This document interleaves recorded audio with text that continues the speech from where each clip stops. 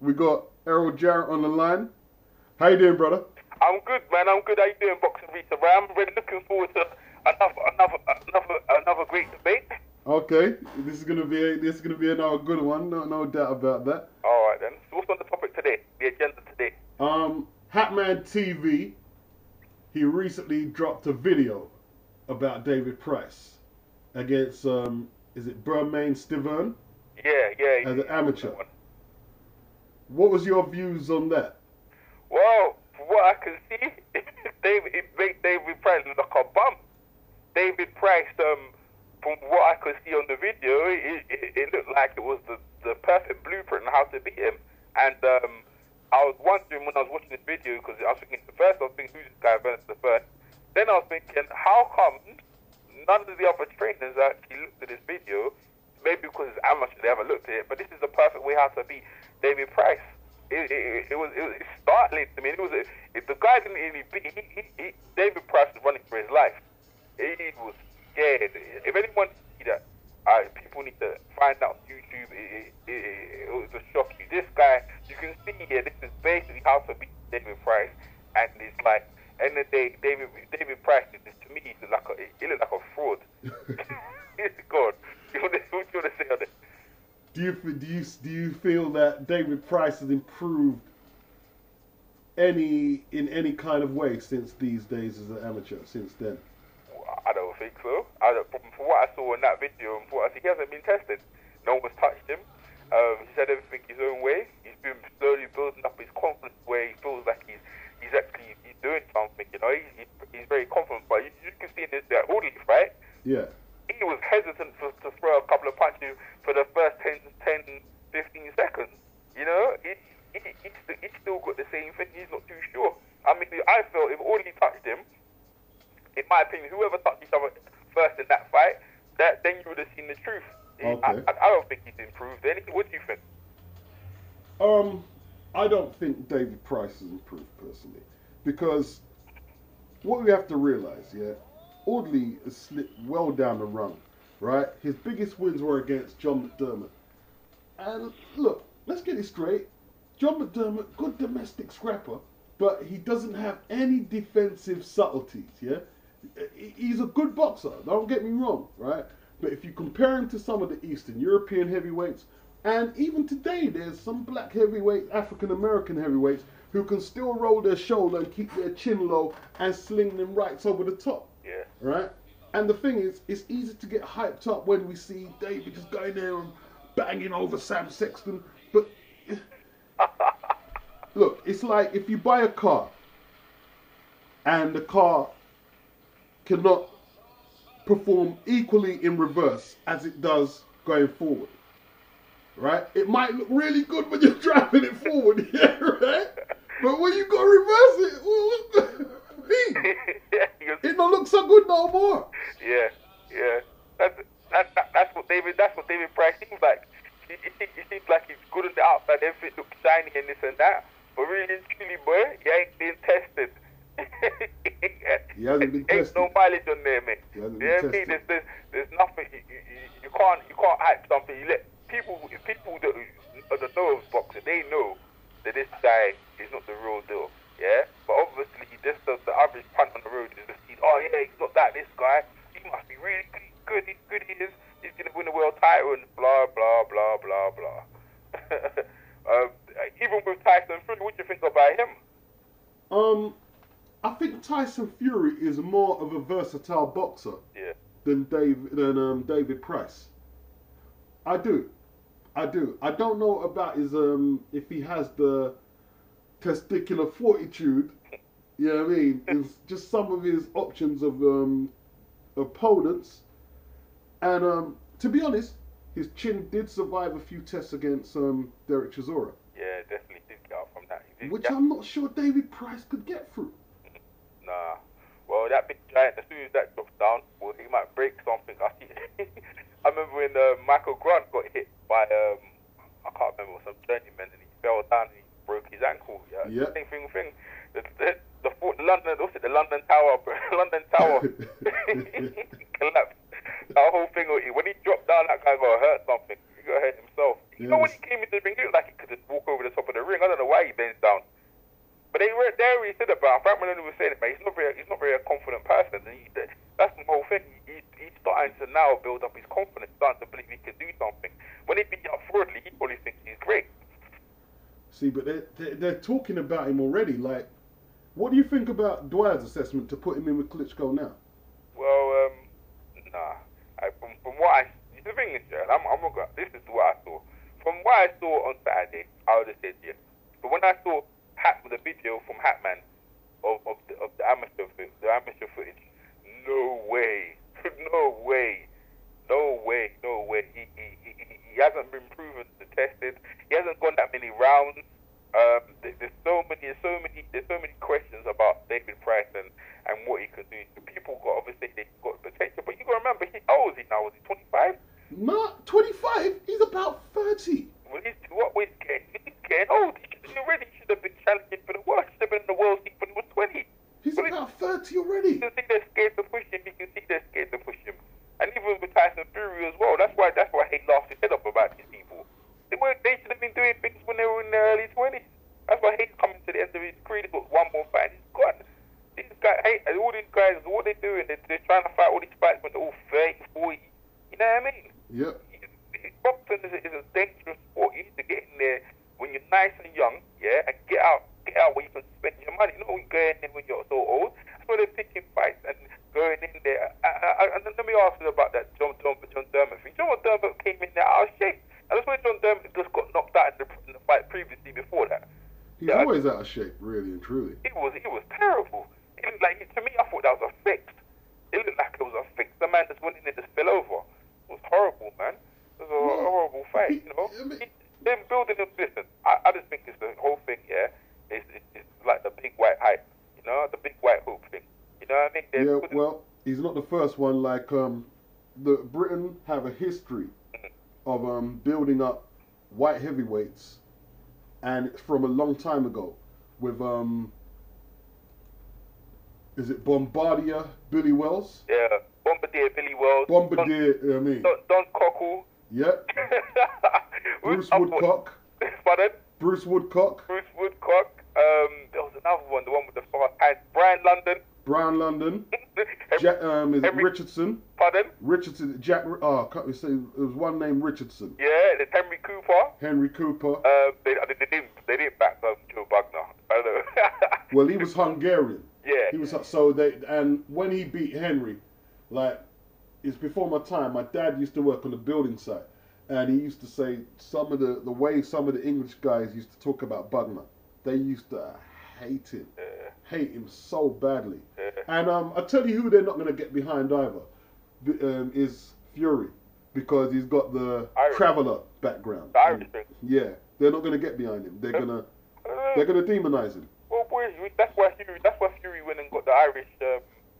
He went over to Ireland and beat Rogan for the Irish heavyweight belt. Yeah. That's probably why he realised that. He probably realised that he's Bob there, don't get him. See, people don't realise how bad the tribalism is. Some people think because it is easy to see it with black and white. But I've heard people on forum call Fury all types of pikey, this, that, and you know what I mean? And being and it weren't black people. You can tell, right? And very derogative. Hey, for American colleagues are watching, you explain what a pikey is. A pikey. It's just a derogative term for one of them people, travellers who live in the caravans. Yeah, They're not actually gypsies. Are actually Romanian. Okay. You know what I mean? They're not actually gypsies as such. Okay. You know? Yeah. I don't know why it's only because them Romanian gypsies, they probably live a similar life in the caravans. You know what I mean? Travelling, but they're not actually gypsies. And they may be Irish as well. Yeah, the pikey is normally a sort of the Irish descendant, you know? Yeah, for American people watching, that's what a pikey is. And that's what Fury is being called. Yeah, that's what they're calling him, you know? Well, you can see why he's embraced his Irish heritage. Because obviously, you know, if they don't want me, then I'll go there. And that's exactly what he's done. He's got the Irish heavyweight belt. He's got Channel 5 over there. And then he came out with that derogatory comment towards Bellew and they on the fight when Eubank Jr. was fighting. Yep, yeah. Hatman came out on Facebook and put the article of Fury's dad.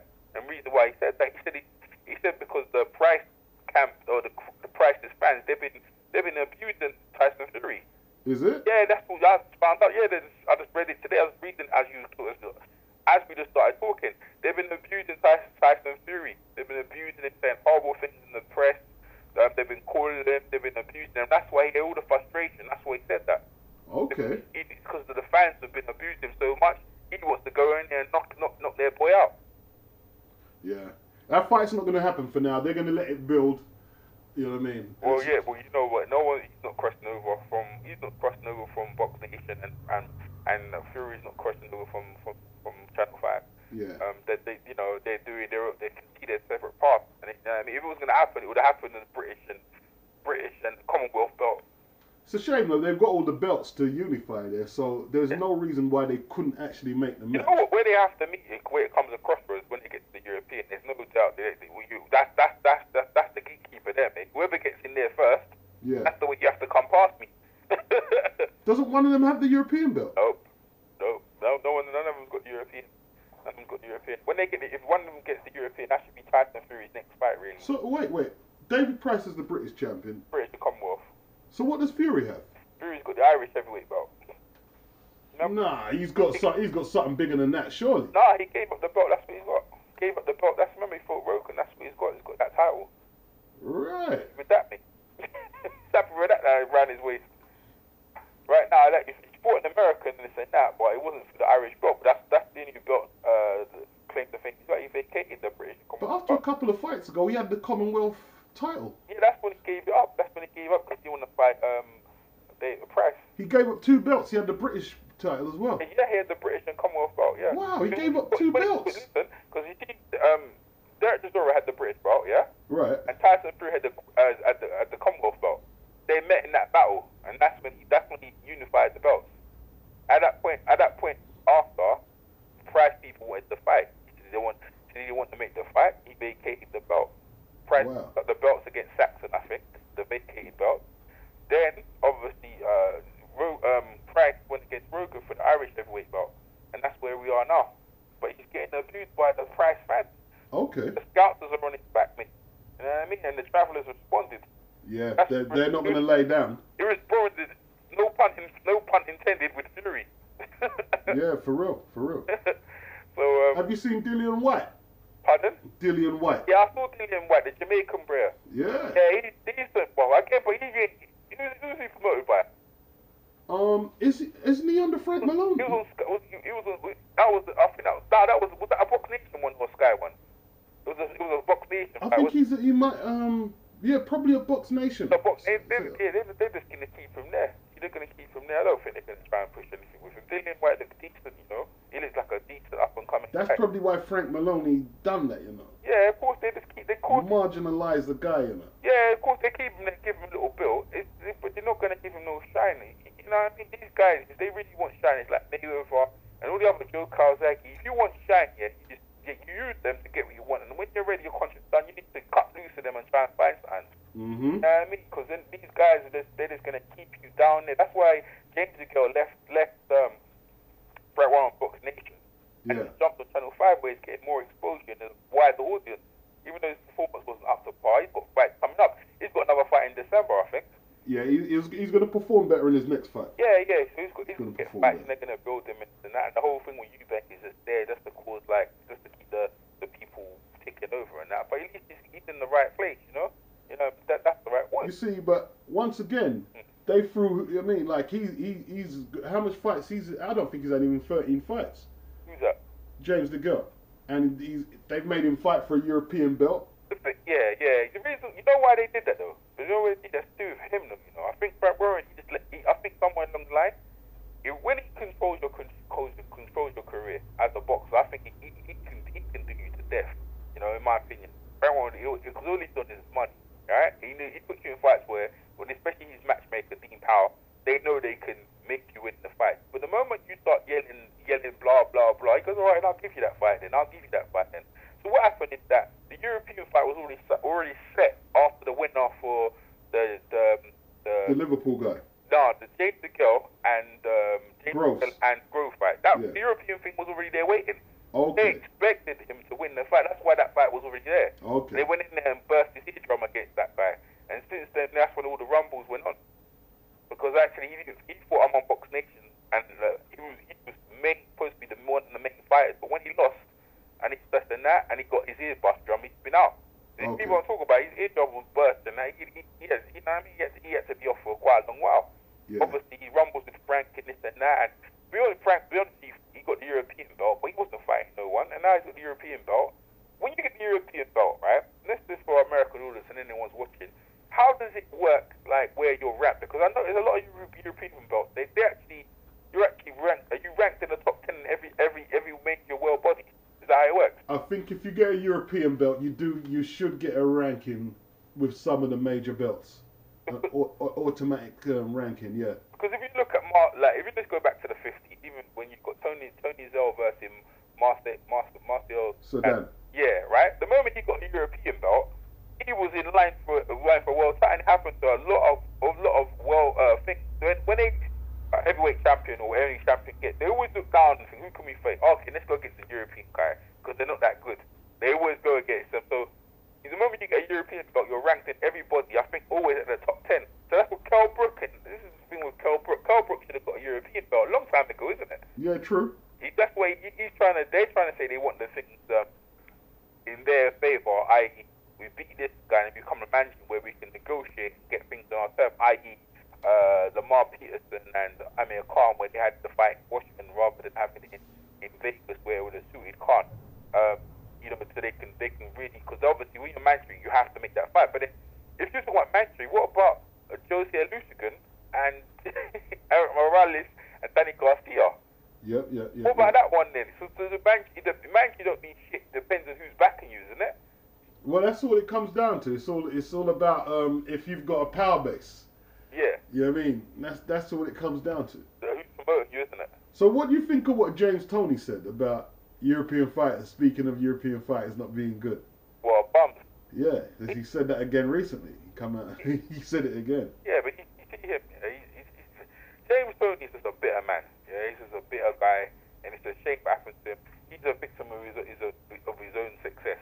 That guy that I was watching it, I actually got a playlist of James Toney. I watched every single fight up until when he lost and after he lost.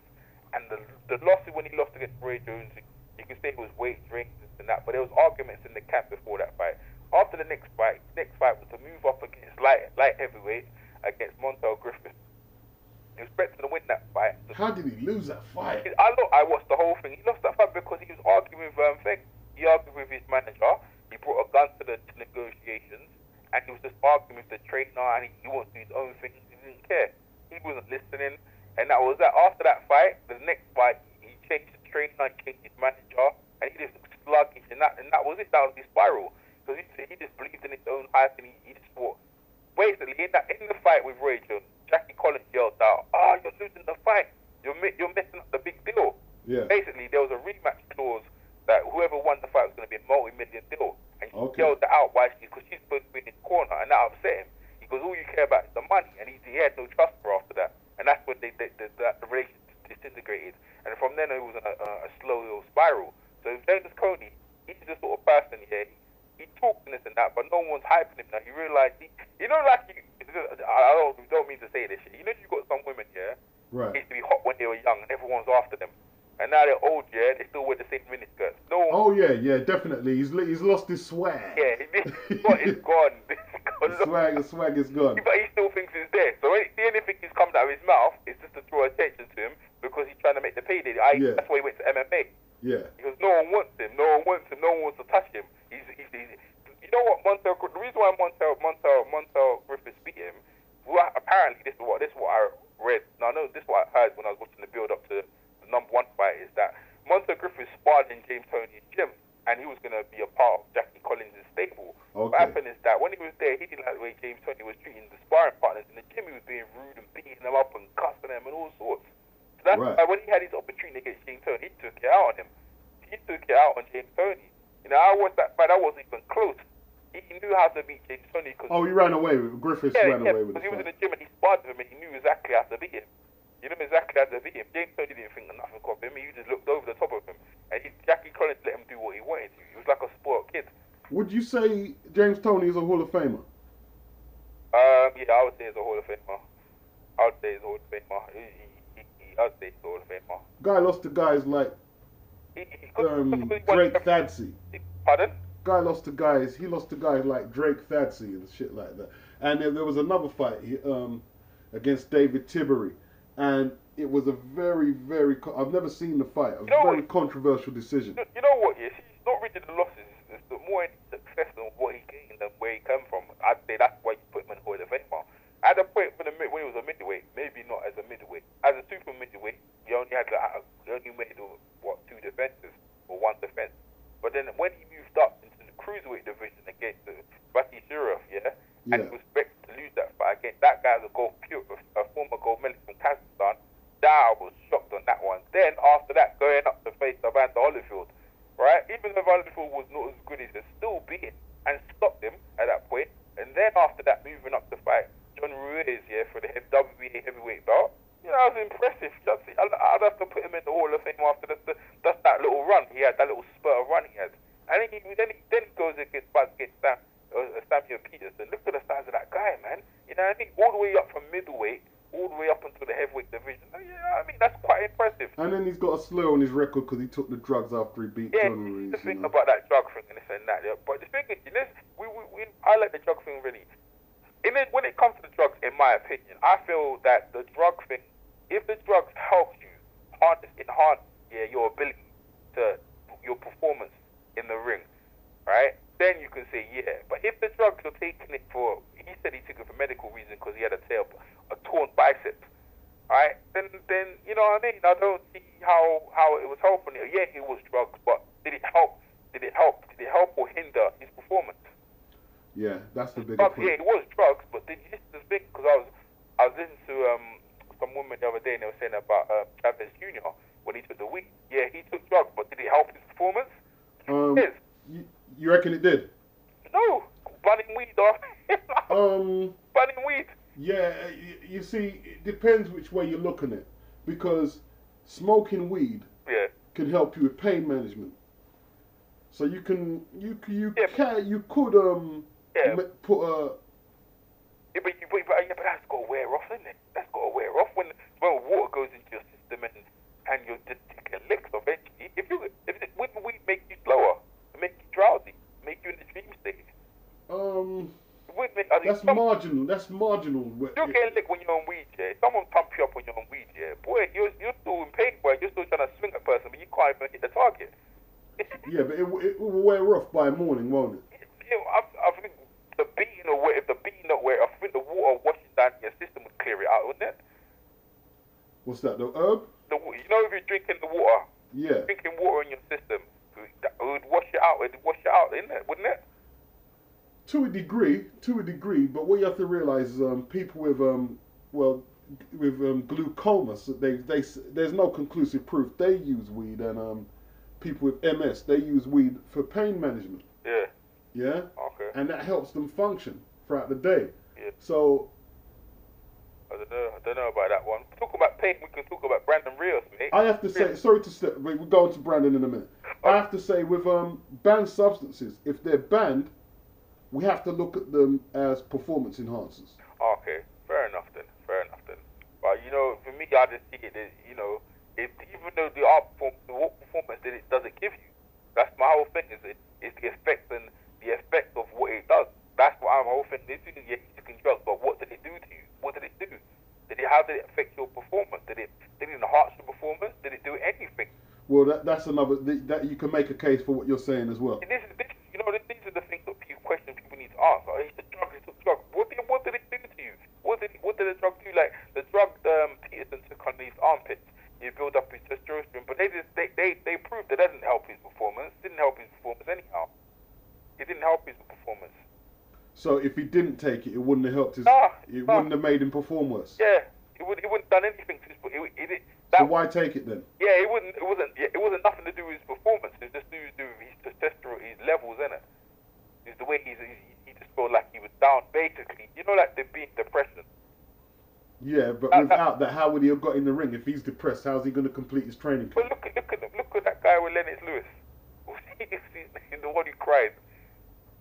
Oliver McCall. Yeah.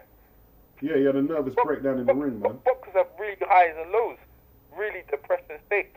I was watching the interview with the other day in an MMA video, Mayhem, this guy called Mayhem Miller, and he looked like he was off the nuts, man. He looked like he was half crazy. Yeah?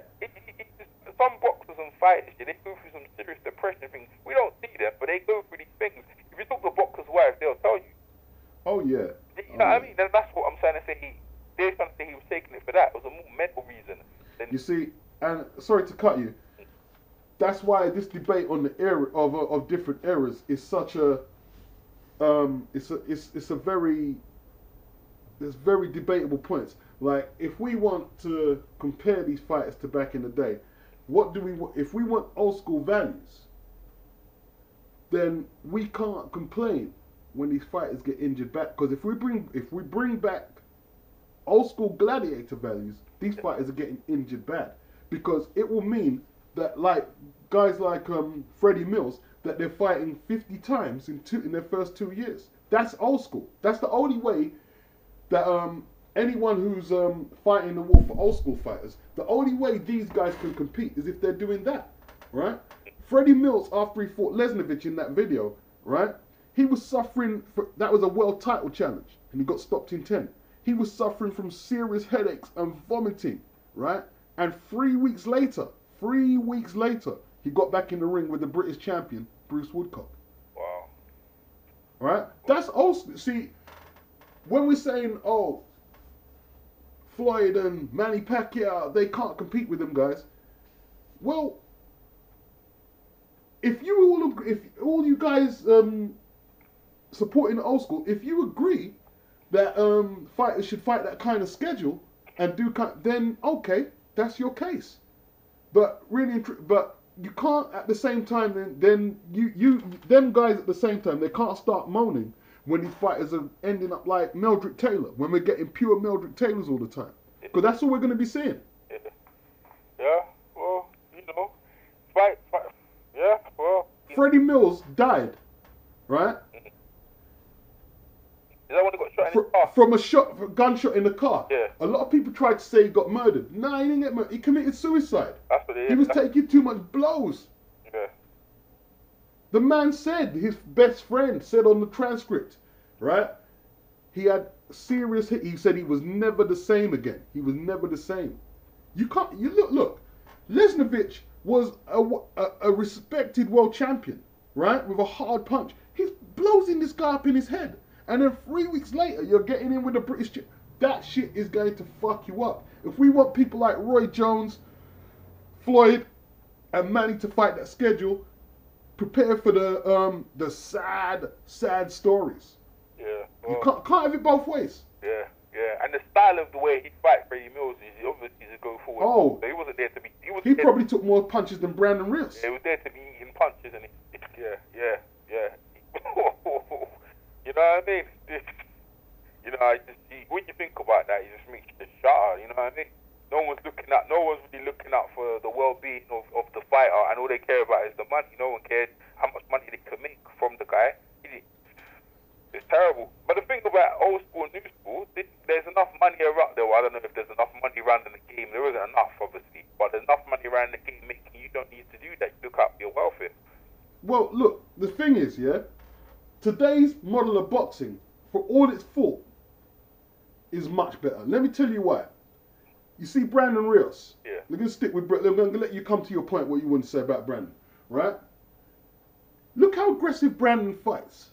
How much punches he takes, right? Imagine if an unscrupulous promoter from the 40s, when Freddie Mills was fighting, got that guy, right? With the way Brandon fights. And he's fighting 50 times in 2 years with that style. Fighting 10 rounds, he'd be fucked up. Yeah. Yep. He'd be a vegetable, man. You see, right now, Brandon's only fought 31 fights in since 2004. Yeah.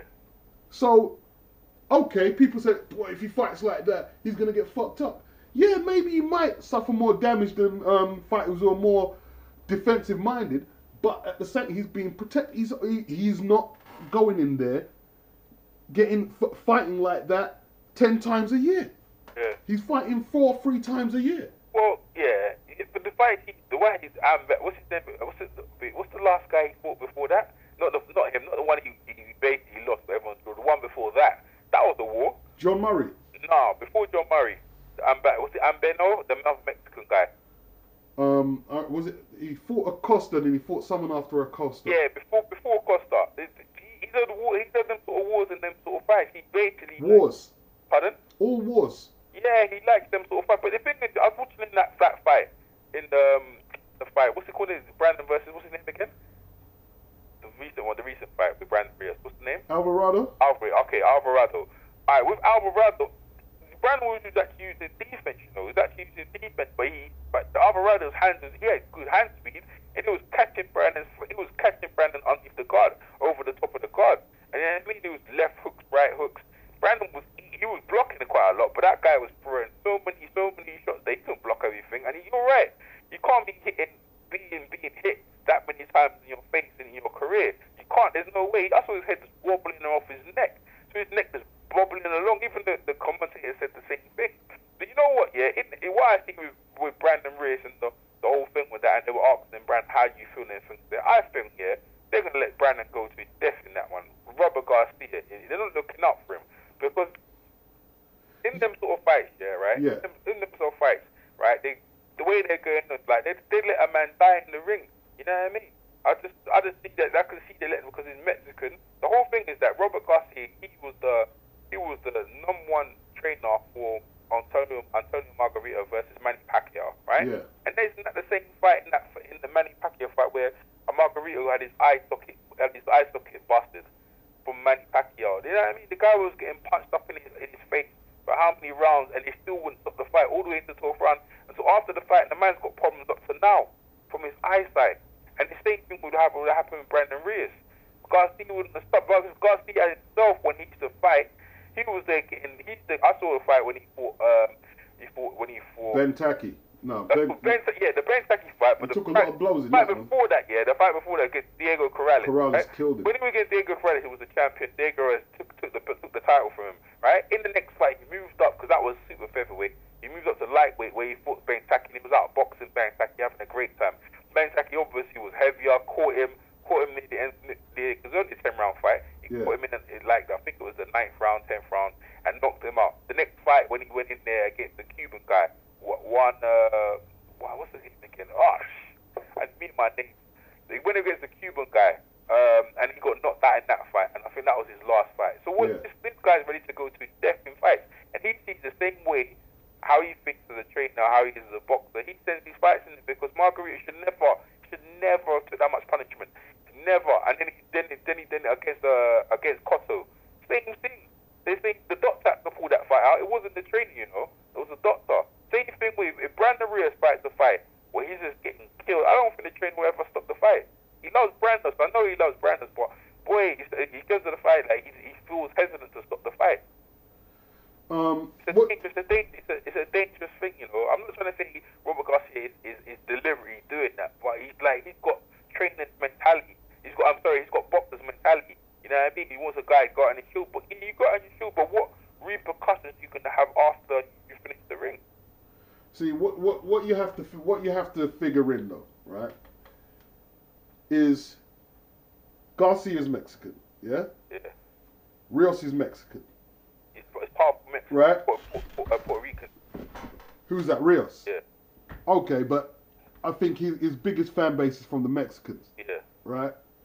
And what you have to, these guys, they go in there with that mentality, with the Mexican ethos, and they know their fan base demand that. So the trainer and boxer know that. So I appreciate, yeah, fair enough, when they're in the fight itself, that they're probably gonna go at it harder than other not ethnicities but nations would do, right?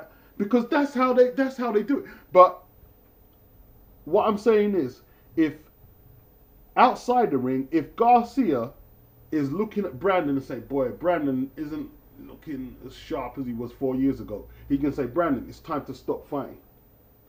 But if you're talking about in the heat of a battle, oh no, they're Mexicans. They're Mexicans. What do I mean? They're gonna go until one man, you know what I mean, is in the ground. Yeah. Well, Well, if you're looking at, that's why if they're looking to fight the winner of Marquez, that's the easier fight for him. Nah, you can't put Brandon in with Marquez. You can put him in with Marquez. Nah, he's shredded. Marquez would shred him up. I wouldn't do it. Oh my, you think so? Yeah, it's shred him up. No, I don't think so. I think Marquez is vulnerable, man. I think Brandon. I don't think Marquez hits as hard as the guy he just fought. You think Marquez don't care that he can't punch? Yeah, but Marquez, the way he fights, no. Brandon will do him, man. Brandon will do him. I'll stake that right now. Brandon will get in and do him. Within 12 rounds, Brandon has enough time to stop him. Marquez fights on the counter, yeah, but he doesn't hit to hurt you. He just hits to just counter punch you and win the round. He doesn't really go for the knockout. The only person who wants a knockout right now is Manny Pacquiao. You can't stand that Filipino guy. He wants to kill that young boy, man. That's the only person he's going to probably choose. People say he's probably going to choose up or do whatever he needs to do to go in and stop him. Because Manny Pacquiao's beating all the Mexicans. Every Mexican's gone in there. Every person with Latino blood gone in there and have lost against him. And they believe that they got robbed in the last fight. But if he went against Brandon Rios, we disagree every now and again. But I feel like Brandon will have his number, and Marquez will see it. I've got no reason to fight this guy. There's nothing to achieve if that fight happens anyway. Look, Brandon will be on it though. Marquez is a much better boxer than Alvarado. Far better boxer. Yeah, far better boxer. Yeah, he's not gonna. Look. Alvarado stated from a long time ago that he was gonna bang it out with Rios. That's why I took Rios to win, right?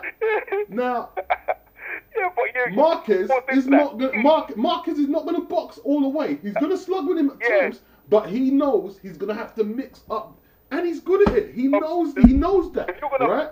If you're going to box, sorry to interrupt you, I don't mean to interrupt you, but if you're going to box with Brandon, you're going to get caught. Yes, but he did box with him. He did say he's gonna slug him. He did. That wasn't boxing. That wasn't boxing. That wasn't boxing. That was a slugger. That was a slugger doing a bad impersonation of a boxer. That wasn't boxing. That was a slugger doing a bad impersonation of a boxer. He was boxing more than Brandon Rios was doing. I'm not trying to say he was done a great job of boxing. I'm not saying that, but he was boxing enough to make offsetting Brandon Rios with the jab and moving his head enough, and he was having a good time in there until he got caught. And this is what I'm saying: Marquez will get caught. And Marquez, unlike when Pacquiao dropped him, when Marquez gets dropped from Brandon Rios, mate, that'll be like to be out, boy. Like to be Brandon will finish him off. I'm just, we're just speculating. We don't know yet, but it's good talk because that fight could possibly happen. I don't see it being a good fight for Brandon. I really don't. I'm not a counter puncher. Right, you think then what? Manny Pacquiao would be a good fight for Rios? Yeah, that'd be a better fight. Why is that? I don't think so. I think that's a worse fight. It'll be a better fight. I don't think so. Pacquiao likes leading, so. The movement is too slick, man. The movement is too much. Brandon will be able to catch him. I think he hurt Brandon. I think Brandon will be hurt, man. If he hurt seriously by Pacquiao. Yeah, I think Pacquiao would hurt him, but Pacquiao would have a chance to land more punches. Yeah, exactly. Rios would have a chance. I think Pacquiao would hurt him. I don't think Rios could be landing. I don't think Rios will be around to be landing that many, man.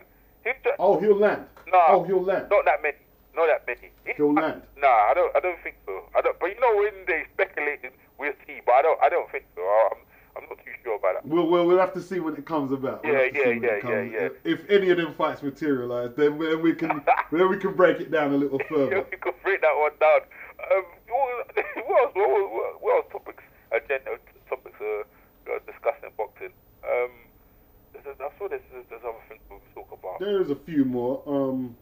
There's quite a few on the Black Boxing page on Facebook. So people were discussing. What topics have we got? I think Audley Harrison knockout everyone. Have you heard what is Audley? Have you heard anything from Audley? Yeah, I've heard Audley. I read his Twitter page. He's written a statement. He gives props for David Price, and he said he's on his flight back to America. he's already booked his flight back to America, and he's not too sure if his career is going to end. He still has his career there.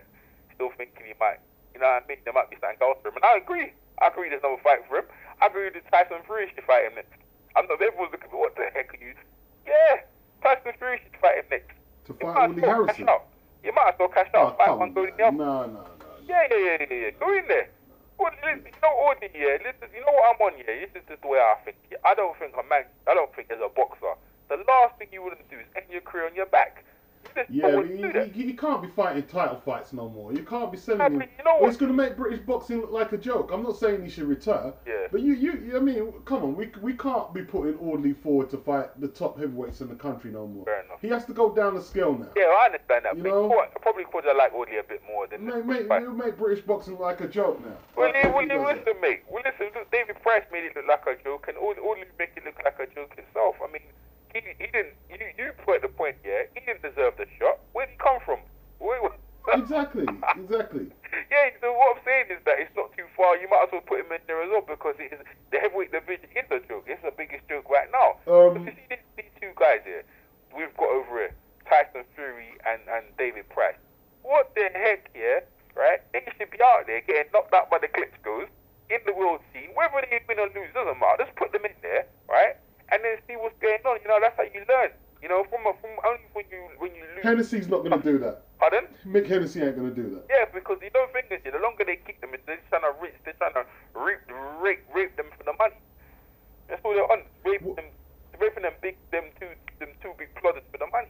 Yeah, Hennessy ain't going to. I can't see Audley figuring any title bouts again. That's it now. They're frauds, the whole lot of them.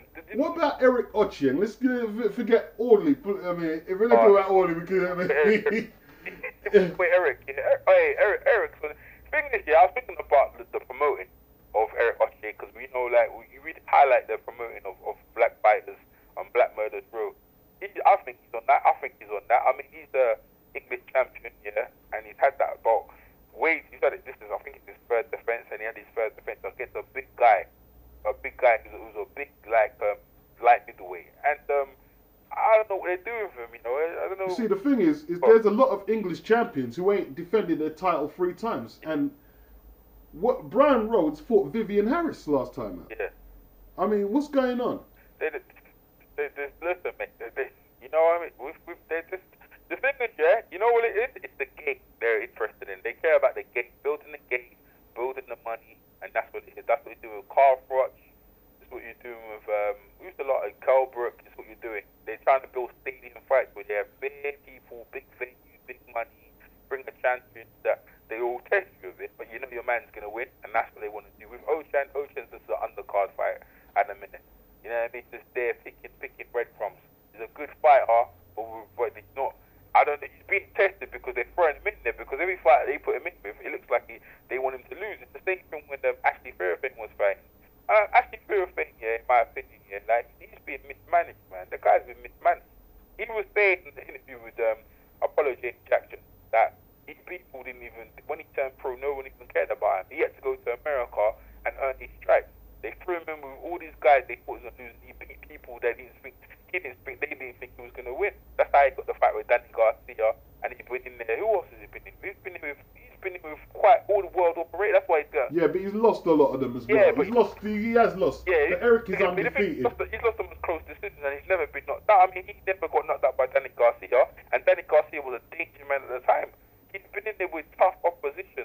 The guys that wouldn't go in there. And yeah, I appreciate he went to dip, but it was an L. It was a loss. Yeah. Either way, it was a. Yeah. But Eric deserves his British title shot now. Okay. Against Brian Rose. And Brian Rose is fighting the likes of Vivian Harris and defending against guys like Kershaw. Come on, man. The guy's an English shit. He's defending it 3 times. He deserves a shot. Yeah. But no one's I don't hear the Boxing News talking about it. I don't hear Boxing Monthly saying it. Or nobody. I don't hear nobody saying, well, why isn't he getting a shot at the British title? The thing is, yeah, look, let me tell you something. I asked Eric himself, right? I talked to him on Facebook, yeah? And okay. Just for interest. I asked him about Christian with you back, even though it's different ways. I just asked him. He said to me clearly, a category that he doesn't choose his fight, his team do that, right? He don't choose nobody. All I am is the fighter. And that's the way he's dealing with things. He just trains, whatever they put in front of him to fight, he's not trying to call no names, right? The trainers don't call no names, and that's the way they're dealing with it. And that's tricky. That's why there's no name calling. and there's no this, there's no that, because he's comfortable with what's going on. He doesn't want to rock the boat. That's why that name, Ryan Rose or whatever, is not being called, and they're not really bothered with that, because it seems like the promoter doesn't want it. I don't know. His management are not trying to ask for names or nothing like that. They're just happy to do with the breadcrumbs that was laid on their table. They've got a belt and that's it. He's comfortable with that, obviously. Okay, he's comfortable with the English title. Yeah, I mean, me and you will say, yeah, with Eric. I said to Eric, why you do this? Eric, he shut me down straight away. I don't do that. I'm just the fighter. From the time you talk like that Manny Pacquiao with Bob Aaron trying to talk, I don't say that no more. There's nothing more to be said. Okay. Yeah, so you know what I mean. Well, if he's comfortable with his situation, then yeah, he is. No more. But from an outsider's thing, we're thinking, well, boy. Of course, the outsider thing, you want to see this guy. You know what I mean? You want to see this guy be tested and go against proper decent opposition. You know, but it's what it is. Is what it is. He's comfortable with it. You know, you never hear him in any interviews calling anyone out. We would demand it. But, you see, but the thing with boxing, sometimes as the fans, we actually think that this guy deserves a shot, and then. It's like with Cotto and Floyd. Cotto come out himself and said that fight was never on the table. Yeah. It was never discussed, you know. So people saying Floyd was ducking him, but Cotto wasn't pushing for it that fight. Yeah, no, it wasn't. Cotto didn't want the fight. That's what I'm saying. Because the thing is, if you look at these guys, they've got a lot of things to lose. You know, they've got a nice house, they've got money coming in and winning the fight. They're winning the challenge to go out there, winning the battle against a guy who I felt that was hard and I beat him. But as a fan, we want to see them. We keep looking at the heyday in the 80s, where we got spoiled for great fights. Yeah. We got spoiled for great fights, and we turned spoiled. We want these guys to go in there and fight, but when they lose, then what happens to the guys who lose? Yeah, they fought. That's the thing with the old school and new school. We have to really look on this as boxers are using boxing as a business model, as like, okay, glory is important, but if you just rock the boat from the plans that the television network and the promoters have, they're not going to mess with you no more. No. You know? No. If you go and say, well, I want to fight King Kong, and they're thinking, well, hold on, we need to build this up, and we need to do this, and we need to get this endorsement, and we need to lock down this piece of business with the network. You can't just jump ahead and do that. No. Because they have a business plan in place. So even I'm having to fall back from that now. I'm realizing, I want to see this fight and this fight, and I think we're gonna have to start looking at it. We just can't get it for whatever reason. One network doesn't want to lose power to the other network, like with Sky and Box Nation, and yeah, definitely. I agree. With Box Nation, it's slowly turned into something, actually. They're slowly turned into something. I'm not saying they're ready to buy the channel, but they're evolving. They're trying to meet the demands of what the people want. They got the American market with Golden Boy, get the Golden Boy fights. The price and orderly, is a stinker or whatever, but they're trying to meet what the people want. You see, and it's like from the Freddie Mills transcript. You heard them say that he had to fight the heavyweight champion Bruce Woodcock because he ran out of opponents at light heavyweight to fight. That means there was no light heavyweights out there who he could fight, who could give him a decent purse, because they won't just accept him fighting a world title fight and then he's fighting Stan from down the road. He has to have a fairly decent opponent. Yeah? Yeah, I agree. But listen, so you know what? When I think about that, what you just said there, it makes me think. What? So he just fought a fight and a world title fight or whatever, and then he had a fight against a British guy. Then why? The reason why he got to fight another guy, he must have run out of money. He must have spent all his money for him to say, I need another fight. I'll just give me anyone. You know what I mean? Because like we say, it's old school, but the point is that he probably didn't make that much money for him that he had to go in there with anyone just to make some money, innit? Well, see, that's the thing. We have to look into why that happened. Like, because his best friend said the Lesnovich fight, the world title fight, is what ruined him for life. He had headaches, he was vomiting, and then he went in the ring 3 weeks later. So it was either financial or them days they just didn't give a fuck. Because what it was, like I was saying in the video, even though there's been doctors in boxing who have known since bare knuckle fist, They've been intelligent, competent doctors. Yeah? They've known that getting punched in your head has a correlation to brain death. But it was a different time then, right? And boxers went in there trusting the ideology of the medical profession, which was no, cigarettes can't do you no harm. So they just used to smoke cigarettes all day them days, and them cigarettes were a lot stronger than days. And they'll just box and box and box and not think about things. Like I remember back in the days, people used to have big tubs of lard in their fridge and cook with that. And now, if you tell something, they're not going to use it. I mean, that's heart attack waiting to happen. I remember that. You know what I'm saying? Yeah. And that's the mentality guys like Freddie Mills was going in there with. Well, you know? Yo, man. Bloody, listen, mate. This boxing game, we love it and that, but boy, I think no one likes, when we look at the fallen hero, no one likes to look at them. If you look at that guy who's fighting Carl Brutch, what's his name? The one who's fighting Carl Yusuf Mack. Oh, okay. But the guy's punky. What the heck is he going in there? He looks like he's hot in. The man's bacon. There's nothing going on. When they ask him a question, his voice, he doesn't understand. He understands it, but his response time is way too long. Even the Marcus Corley, into some respects, he's like, you can see this person who took too many hits to the head, way too much to the head. Man, to spend your money. Really, you know what I mean? Come out the game, earn as much money quickly, get out the game, and with your faculty. No, stay in the game where you have to stay in the game and this thing. And like you said, he highlighted the guy who lost to Chavez, Melchior Taylor. Oh my, that case. Oh dear, I feel bad when I speak about him. It's just terrible what happened to him. Okay, they said yes, the game Melchior deserved that 1 round.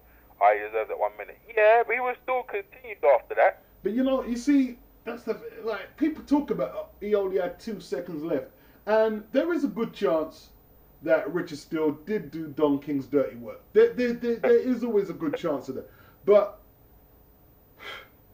Meldrick was in bad trouble, you know. Yeah. Meldrick was in a fucked up. He was bleeding. My man, the body shots were just doing damage to his organs, man. He was in bad shape. Yeah, it's his thing. He was never gonna, after that fight, you're never gonna be the same anyway. But listen to this shit. You know what I'm saying about Brandon Rios, right?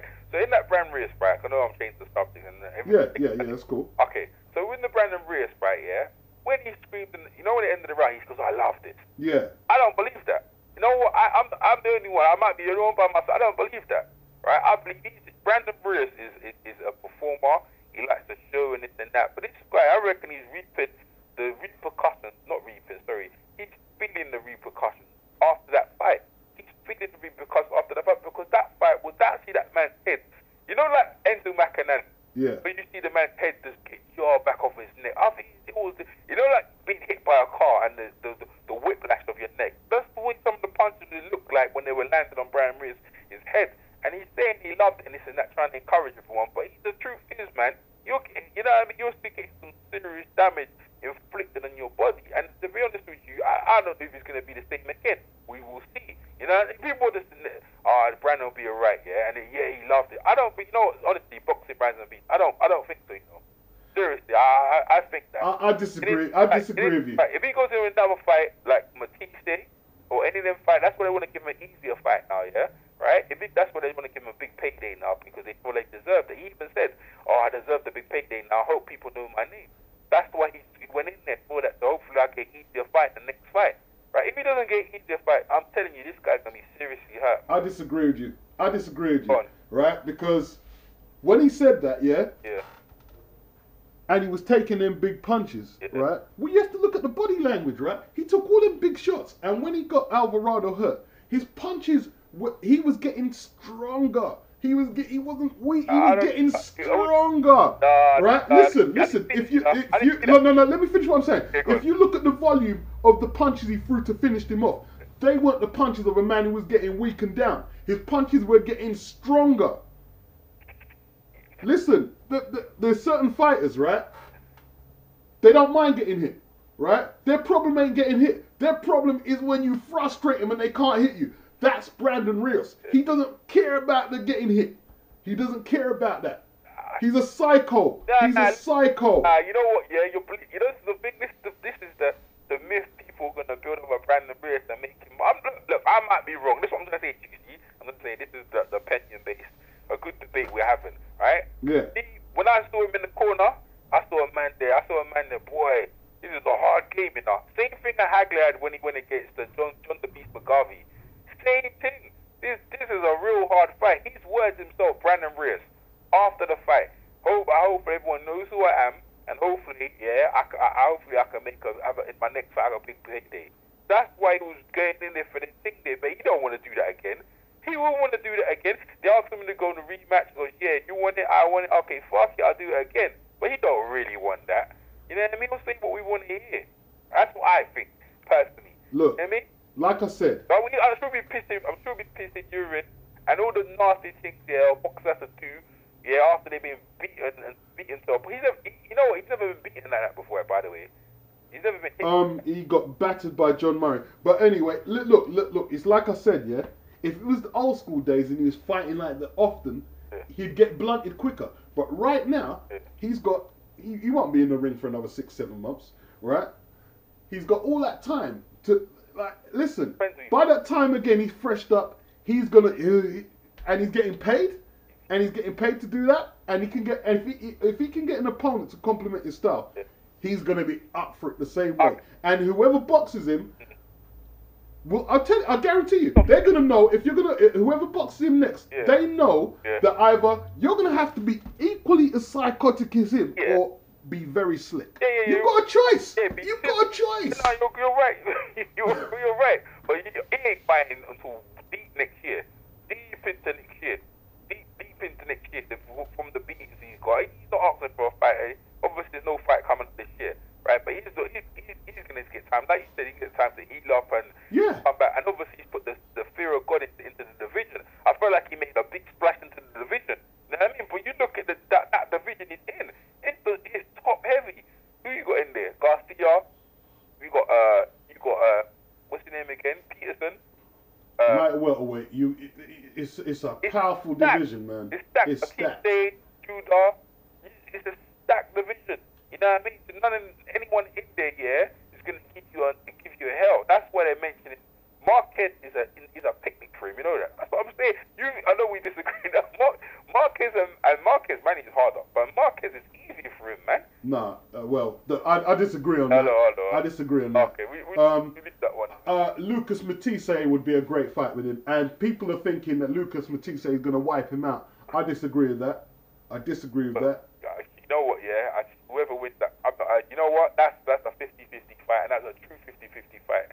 What about with Amir Khan? What about Brandon Riss, Amir Khan? How would you see that one? That's wicked.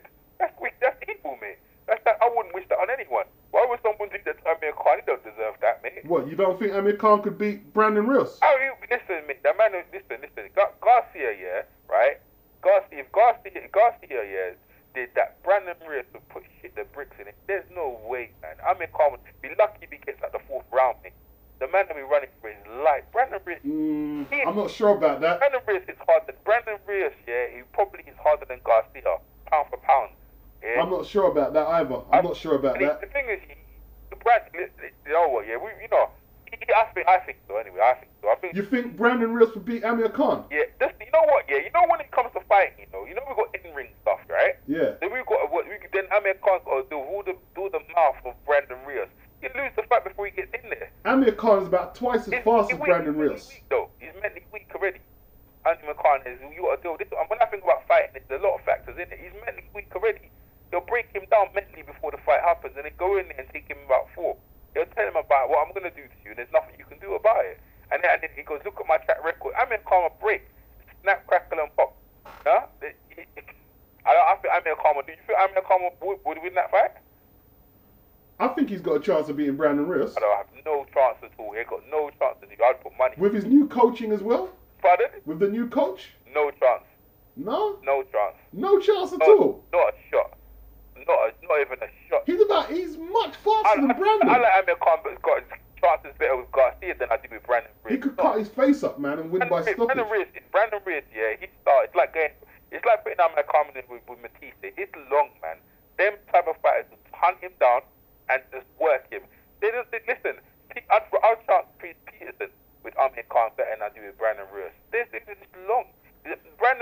his whole style is just infighting. It's just infighting. Close the ring down and throw. And he doesn't close the ring down. Brandon Rios don't close the ring down. He closed the ring. No, he doesn't close the ring. That's the thing. He doesn't close the ring down. He doesn't close it. Look, he doesn't feint. He doesn't fake. He doesn't count. He doesn't catch shots and jab. He just stands right in front. He doesn't close the ring. That's why I tipped him to win. Because my man said he was going to bang it out with him. Right? If you're going to fight Brandon Rios, right? Right? Yeah. He doesn't close the ring down. You know right? what? That's why he's... But listen, I tell you what, right? I'm surprised you're saying that. Yeah. Right? Because Amir Khan, right, is not going to be able to miss him. He's not going to be able to miss him. I agree with Brandon is not going to be able to pin him down that easily. No, listen, I agree with you. If Khan fights like he fought Kotelnik, right? Yeah. Andreas Kotelnik, he's going to give him fits. Kotelnik's not as aggressive as Brandon Rios. Yeah, but if you saw that fight, Khan used a lot of movement in that fight. Khan used a lot of movement. That's a Khan that hasn't been knocked out. That's a Khan who never got knocked out. Okay, sorry. He did get knocked out before that. Prescott, yes, you're right. Against Raiders Crescent, yeah. But that girl Katana was not as aggressive as Brandon Rios. And Brandon Rios is much more aggressive. It makes a difference. He's much more He's a much more intimidating opponent. What about Zab Judah? Zab Judah versus Rios. Brandon, he's got a better chance than me. He's got a better. Actually, you know what? Now he ain't got no chance as well. He's gonna get hurt as well, man. You look what Cotto did to him. Look at that's the blue. Look what Cotto did to him. There's no way, man. He's getting hurt as well. He's gonna get seriously hurt. He get hurt. You already know he's weak to the body, and that you keep hitting him along. He doesn't like it. You know what? Yeah, let's talk about predictions. You know what? Are you sure? Yeah, that you predicted Brandon Rios? Because I swear you might have said Abril. You know, you said Abril was gonna win. Who's that? You did. Against Rios. Yeah, you said Abril. Remember we said it was what was the prediction? We can go back and you know you said Abril, and then you said Vic. You picked. No, you didn't pick Donaire. You picked Donaire on that one. I picked Donaire. I did pick Donaire. On that one, but you did remember you picked the Brill. Remember I said Brandon, didn't it? You don't remember that one? Was that a long time ago? No, you know the last week. Remember on the night of the fight. Brill didn't fight last week. No. See, the last time we talked, yeah. Right. Brandon Rios, yeah. We talked just before the fight went to America, and we were saying who on our predictions who you picked. You picked the Brill. When we were saying like who do you think's gonna win the fight? About Brandon Rios and Abril? Yeah. That was last year, yeah? Oh, sorry, not Abril. What's his name? Yeah, okay. No, it's not his name, not Abril. What's the guy? I didn't pick Alvarado, I picked Rios. You picked Alvarado. No. I picked Rios. No. I picked Rios. 100%, 200,000%. I pick Rios all the time. I keep saying, why I keep saying that? No. I pick Rios. Fair enough. No, I pick Rios. Fair enough. Hey, alright, fair enough. Hey, what fight's coming up this weekend? I'm not too... Isn't Kell Brook? Yeah. He's versus this guy, innit? I haven't seen this guy fight. What's the guy's name? Salvador or something. I haven't seen none of his fights either. Is that the only fight going on this weekend? I'm not too sure. I haven't really checked the schedule. They got I need to check the undercard. Maybe make another video. What do you think about what's gonna happen with Alusagan Adjosia? Is he finished or is there? Hey, I see Bray on Facebook having a great time partying with women, this and that. I don't think he wants it no more. I think the whole... Yeah, well, that money's going to run out soon. Pardon? Money's going to run out soon, then. Yeah, with the whole WB, I think he's happy. I think the whole WBT thing ran him the wrong way, rubbed him the wrong way, and I think his management is rubbish as well. Because, to be honest with you, it's no fight should have to wait that long for time for... The WBC belt was never that worth it. The man should have jumped in straight away. He should have stayed in Europe. He should have stayed in London and got the European belt and put himself in a better position. They had to sit there stagnant. Yeah, and go into that fight, you know what I mean?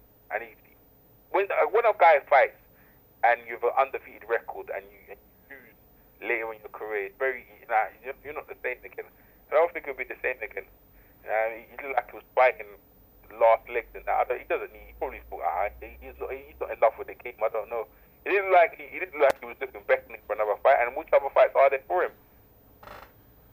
Well, I think he's got to get more active if he does, you know what I mean? He needs to get, maybe start at the drawing board and maybe come back to Britain. Nah, he's not gonna, he didn't like the way he was treated. None of them, Hatton didn't want to fight him. Witt didn't want to fight him. No one wanted to fight him. They weren't promoting him well.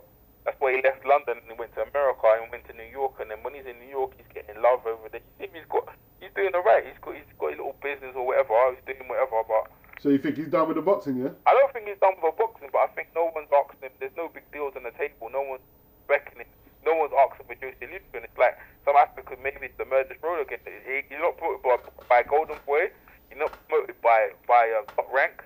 You know what I mean? You got a Showtime billing, but you're not got the top. Brazil are killing this team, you know. But, it's a shame. It's a shame. Yeah, it is a shame. He's a great talent. It's another talent. Vernon Paris, the one other guy I like.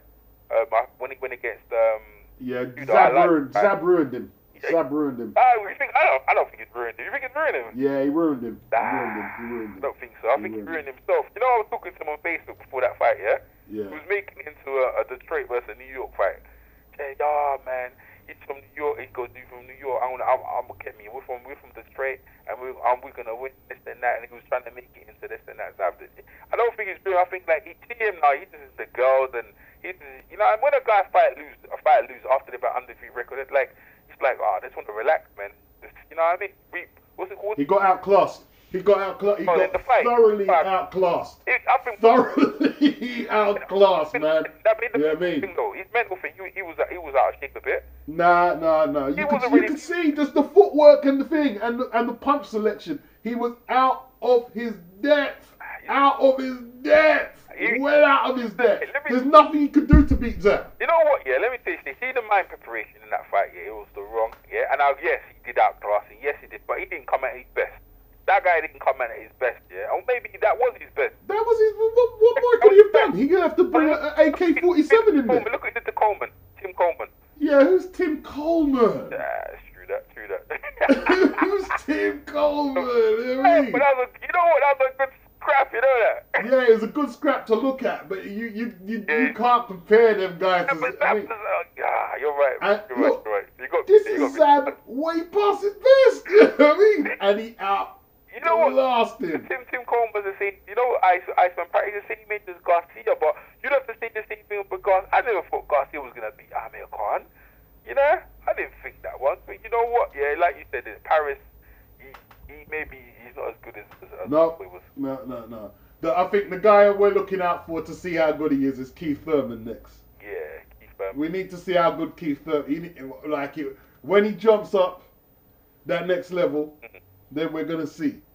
Yeah, but Paris, maybe he can come back, but for now he's damaged goods. I'm there looking, you know. I'm me on my eye. I like that guy. I'm just looking to see if he's gonna fight again because he fights quite actively. He fights practically 2 times a month. Since he lost to Zab Judah, I haven't checked his record recently, but I don't know if he's had another fight. He beat the drunken master. What's his name again? The one who had a fight with Mickey Ward. You know what I'm talking about? The drunken. All right, yeah. Augustus. Pardon? Augustus. Yeah, Augustus. Yeah. Augustus is dread. Yeah. He beat him.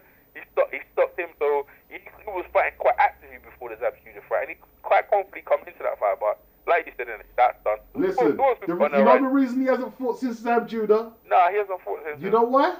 Why? Because he knows that if he's gonna make it to the top, and he can't do better. I'm not saying he had to beat Zab Judah, but if he couldn't perform better against Zab Judah, he knows, and his trainers know that he has to have a lot of salsa. He was comprehensively from head to toe.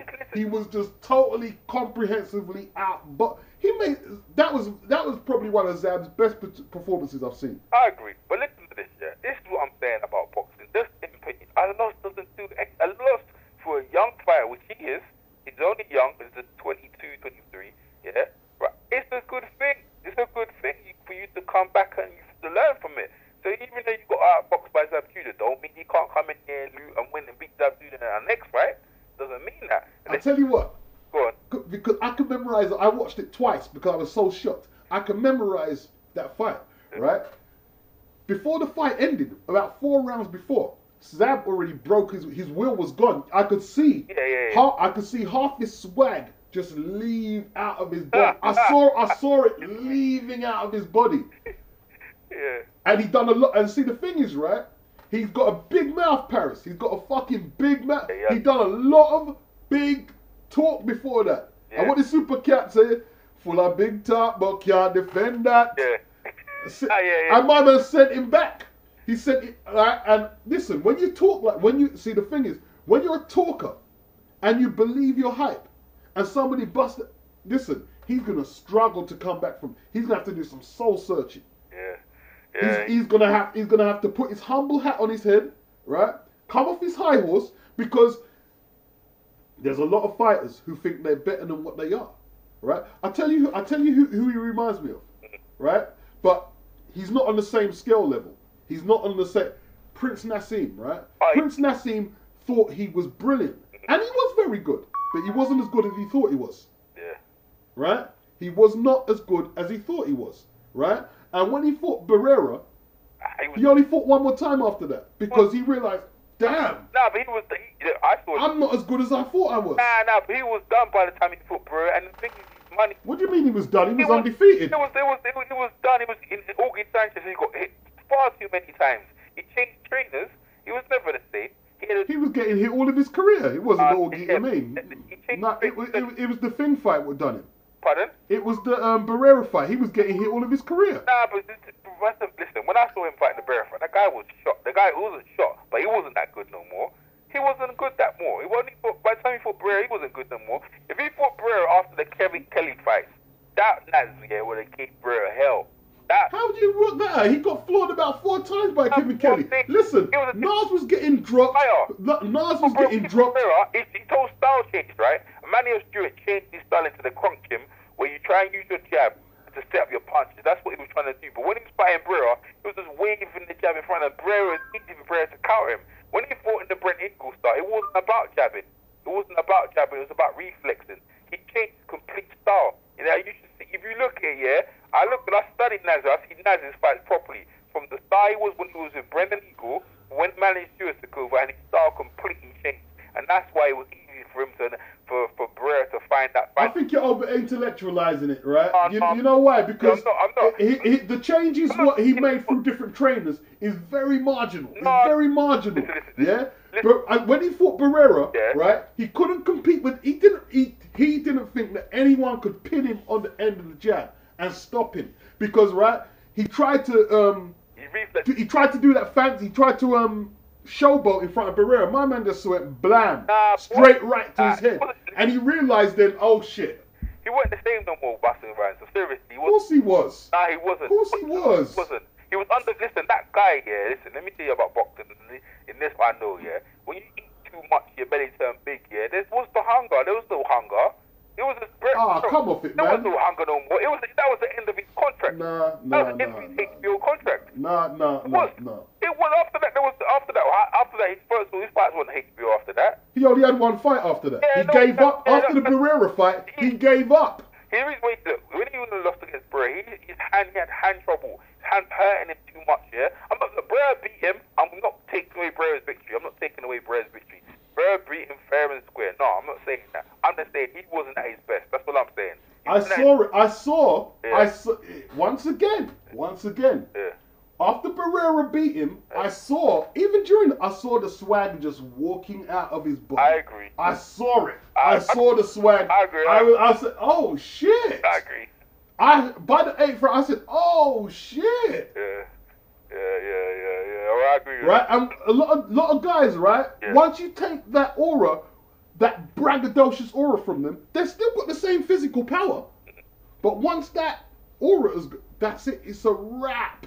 Yeah. I saw the swag leaving. James Tony's got that sort of attitude, and they still ain't stopping. Right? He's still running up the mark. Oh, he's never gonna stop. Did we talk about James Tony yet?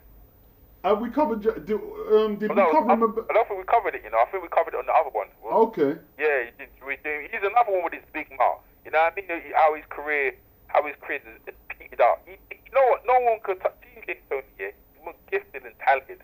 But his worst enemy is himself. He's his own worst enemy. The guy, he had a good trainer, Pops. He had a good man, Jackie Collins, and his mom behind him. He had a good thing behind him, but during the fight with Roy Jones, going into Roy Jones, where things started going down, when he was losing a couple of rounds in that fight, Jackie Collins was in the corner, shouted to him, "Oh, you're losing the fight." you know, we've got a big man in there payday in the rematch, so we're gonna lose it. And when he saw that, when he heard that from Jackie Collins, he thought, well, the whole relationship is just about money. He said, she don't really care about him, and he said, I don't really care about no one. In the second fight, when he moved up to light heavyweight, and he went against Montel Griffiths. That's when he lost the fight. He basically didn't care about the game. I wouldn't listen to no one. Jackie wasn't in his corner no more.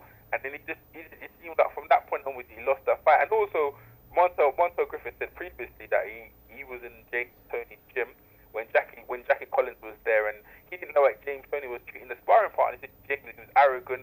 He was treating all the sparring partners terribly. It was rude, and he just didn't like him. So obviously he sparred him, so he worked out how to beat him. So he took it out of him, and he really gave it to James Toney in that first fight. And James Toney he's really gifted. I mean, how do you feel about that? You see, once again, look, all them external factors could have had an effect against Roy Jones. But here's the facts. Roy Jones was leagues above him. And that's the bottom line. I don't care what managerial problems he couldn't beat James Toney. I mean, he couldn't beat Roy Jones. And he never will at his peak. He just wouldn't be able to, right? I saw the fight. I remember I was looking after my friend's house while he was in Antigua, right? And I saw the fight. He was just outclassed. There's nothing he could do. Again, was he at his best?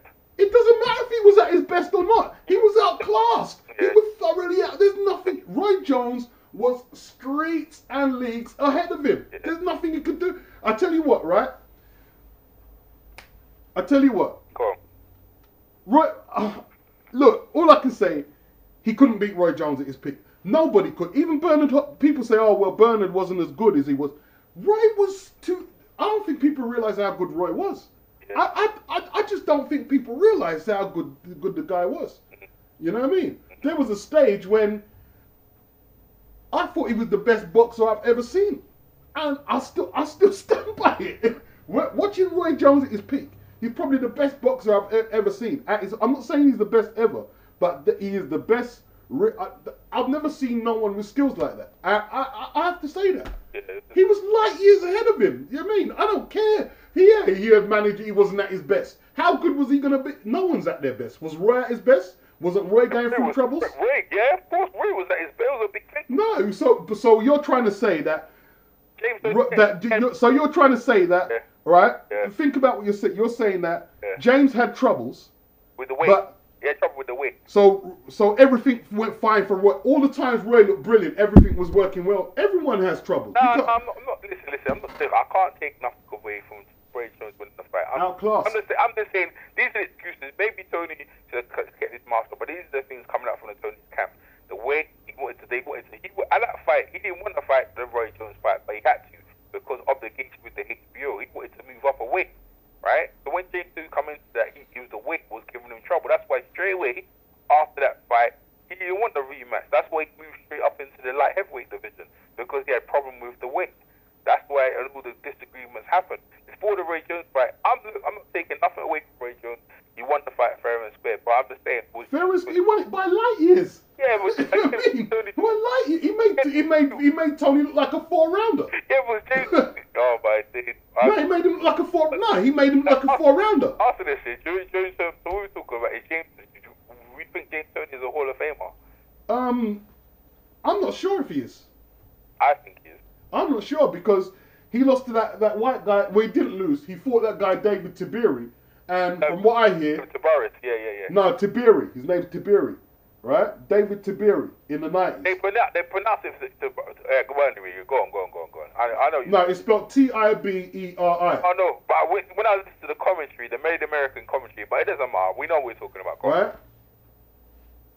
That guy, by all accounts, didn't outclass him. He outpunched him. Yeah. Right? Yeah. And he should have lost his title. Yeah. He's lost to guys like Drake Thadzy at his peak. So I'm not sure. I'm not sure. I agree with you. He is definitely a Hall of Famer. He's a Hall of Famer. Yeah. He is a Hall of Famer. Okay, but that's what I'm saying. He's a Hall of Famer. The reason why I say he's definitely a Hall of Famer. I mean, losses happen. You know what I mean? Like these things happen now. Losses and where fights should have lost.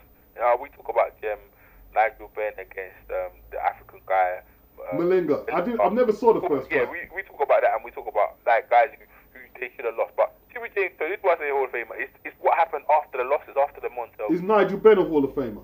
Nigel Benn a Hall of Famer. Yeah. In England he would have been Hall of Famer. I don't think he cuts in the Hall of Fame. I don't think he makes the Hall of Fame. You don't think you put him in the Hall of Fame? No. That's a bit short. Just a bit short. It would have been great. It would have been great if Jeremy McClellan was all right, and that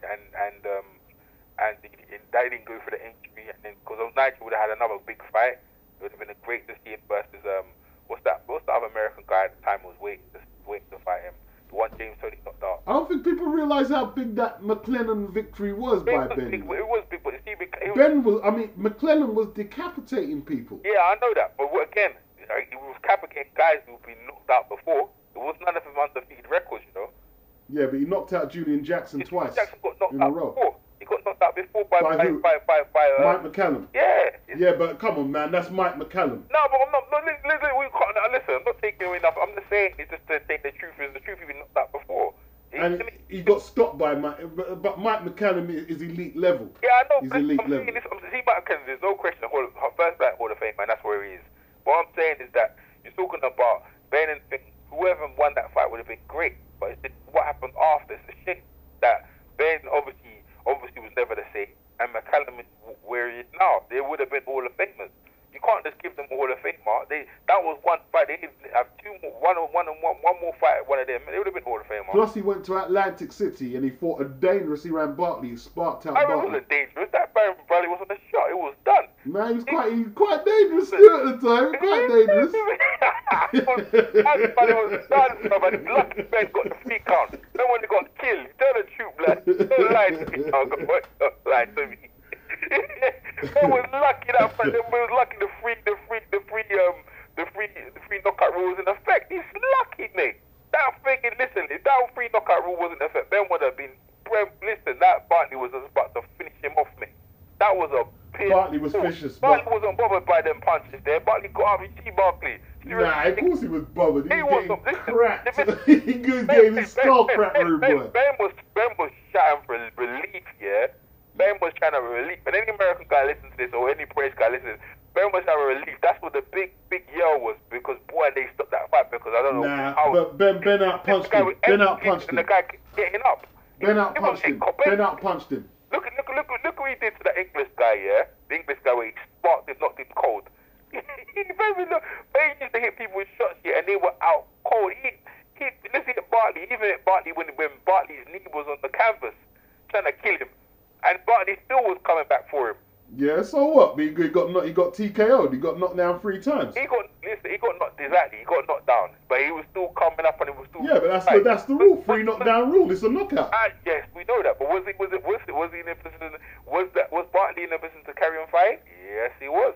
No, he wasn't. The 3 knockdown rule. Bartley knew beforehand if he gets knocked down 3 times in a round, the fight is finished. When he dropped down, right? When he knocked down, yeah, he stumbled down, yeah, after Ben hit him, yeah, and he wasn't knocked down. He touched the canvas, and he got up and he was back. The referee looked at the judge and the judges outside the ring. They said he's been knocked down 3 times, and then that would be if you got knocked down 3 times in a row, then the fight was done. But he wasn't hurt. He wasn't hurt, and he could continue. That's what I'm saying. Ben was lucky. Yeah. See, if you get floored 3 times in a round, how do you work out he didn't get hurt? Because that guy was going to come back and give Ben. So you're saying none of the 3 he wasn't hurt. The 3 knockdowns in 1 round, and he wasn't hurt once. Nah, he wasn't. Okay. Ben was hurt when Think tagged him though. Ben was hurt when Barkley. So you're saying Ben got hurt more than Bartley in that fight? Yeah, I think so, mate. Okay. I think so. I can't argue that one. I can't argue that. That one I can't argue with you. You know what? Listen, I'm a big Ben fan, but I only said listen. I can't argue that one. You know when it comes to debating, yeah, right? Yeah. Whether side to side, I'm passionate for my fighter or whatever. Ben is my fighter. That's my type of fighter. Like Ben, yeah. Blatantly out and out Ben, but I'll tell the truth, Ben's lucky. Yeah, Ben's lucky. Cause I seen Ben's face there, he want no more. He want to go in there. You know Ben, that pressure kept coming, boy, you never know what happened then. I mean, you bet. You see, the thing is, to debate things with if, because Bartley went in there with 2 gloves like Ben, And he got knocked down 3 times. The fight got stopped. I mean, when's the last time you watched that fight? I've got it on VHS. I've watched it numerous times. Oh, okay. Numerous times. I can't remember the last time. Tell me. Right, you need to force forward it to when the last knockdown happened, and that's what you need to see. And then tell me from that point onwards, that from the last knockdown. Just tell me what you see from that. Trust me. If them punches weren't hurting him, he wouldn't have went down. Trust me. If them punches weren't hurting him, he wouldn't have went down. The referee Carlos Padilla, grabbed Bartley's ready to go, right? And he looks at Carlos Padilla, looks down at the ring apron. The judge on the side said, wave it off and say, nah, that's it. But Barkley was still ready to go. Okay, well, I'll tell you how you can quantify what you're saying, right? Yeah. Look at when James Toney fought Bartley. He didn't floor him once. No, that's different, man. He carved him up. Yeah, but he didn't floor him. He didn't hurt him. He didn't hurt him like Ben hurt him. He didn't drop him. Listen, see Bartley when Ben carved him up, man. That was horrible. That was a mangling. Yeah, but he didn't floor Bartley. He just figgled the man. But he didn't floor him.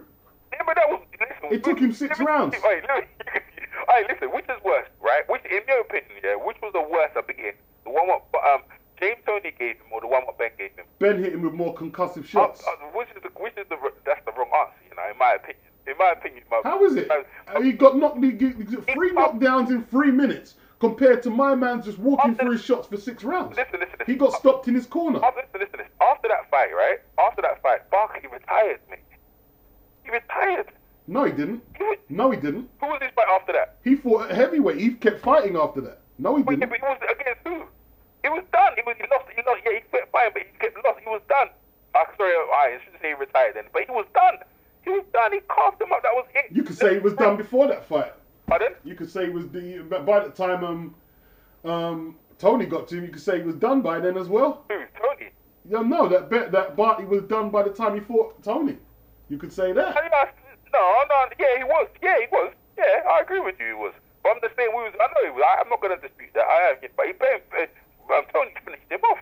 That was it. He carved the man. The man's face was mangled. I've never seen Bartley's face, so mangled ever. No one's ever did that to his face ever before that. That guy, the guy was so strong at the weight. I've never seen no one do that to him. Even Ben knocked him down, but he was still ready to go. You have to admit that in the last round he was still ready to go. But anyway, we could debate.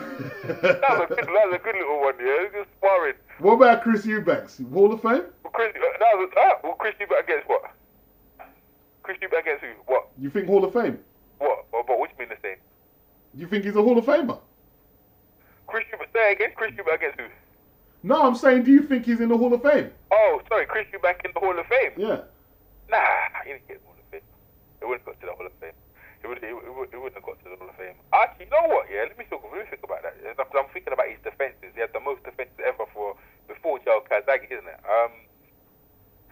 Then who did he fought? Nah, he fought some... He fought some... He did fight some good fighters, man. He did fight... But he might be involved Ben, though, slightly just going to the Hall of Fame, if they were. Slightly. Because some of the fights he done and the defense he's done, that guy was a stellar world champion. Stellar. He kept his undefeated record for a very long time. He was down on points against Watson, and then he came back with a comeback punch, and also as well in the first fight where obviously people felt he would have lost that fight. You felt he lost that fight? Well, against Watson? Yeah, the first one. Yeah, the first fight. I think it was. I think Eubanks threw the harder punches. Yeah, it's one of them ones that you pick on. But if I was gonna put Hall of Fame, I'd probably put Eubanks. And listen, I'm a Ben guy, but I'd probably put Eubanks slightly ahead of him, just because of the defense, the undefeated record, and he didn't fight no top Americans though. He didn't knock out no top Americans. No, he didn't. But the thing is, just you look at the title defenses, so he get the belt for them. Yeah, he did keep. But a lot of them fights were very dodgy, like the ones against Dan Morgan. But the thing is, you see that one, the Ben victory, right? The Ben victory is a big thing, right? And then also use the title defense, and then the Watson thing. These things are good. And even after his career, he fought some, you know what I mean? Collins and Kawasaki, not really the Kawasaki one, but the Collins battles after he lost. Yeah, but he lost both of them. No, but he showed something else that people didn't think he had that. Yeah, but you don't get in there for losing. He lost convincingly. Yeah, he lost convincingly against Collins. I think he was mocked. he had true grit. That guy, man, he had true grit. And at the end of the day, I think Eubanks is a UK legend, but I don't think he's a Hall of Famer. Nah, no, I don't think. But I'm just saying, I'd rather if he was in the Hall of Famer. I don't think he's a Hall of Famer, right? But if I was gonna out him and Ben, it'd probably be Eubank more than just slightly than Ben. Do you think Joe Kazaki is a Hall of Famer? I suppose you'd have to put him in. I'm not sure though, because again, to me, he needed to be fighting them guys in at least 2001, 2002. That's where, or you know. No, but you know what? He gets in, mate. He gets in. In my book, he gets in. Based on what? Again, stellar career. You talk about the title defenses. And yeah, but based on beating who? The title defenses? No, yeah, but based on beating who? He beat Kessler. He beat undefeated Kessler. Kessler, leave it out, man. No, I mean, listen, Kessler. Listen. Let me look. It was undefeated. Yeah. So what? Let me. Kessler's still active at the moment. Listen. Let me. Look. Okay, you. Say what? Yeah, you go first, then I go after. No, you go. All right, I'm not going to debunk you. I'm going to let you go. Okay, then. Title defenses, yeah. 20-something title defenses, right? Of the WBO belt, light middleweight belt, right? Okay. Bevel, Kessler. Super middleweight belt. Super middleweight, sorry. Right. Super mid. He beat Kessler, right? He beat the American, what's his name again? This is the left hook Glacy, right? He beat Mitchell. But Mitchell was just lost his WBC belt. He went and came in against him. He knocked him out, right?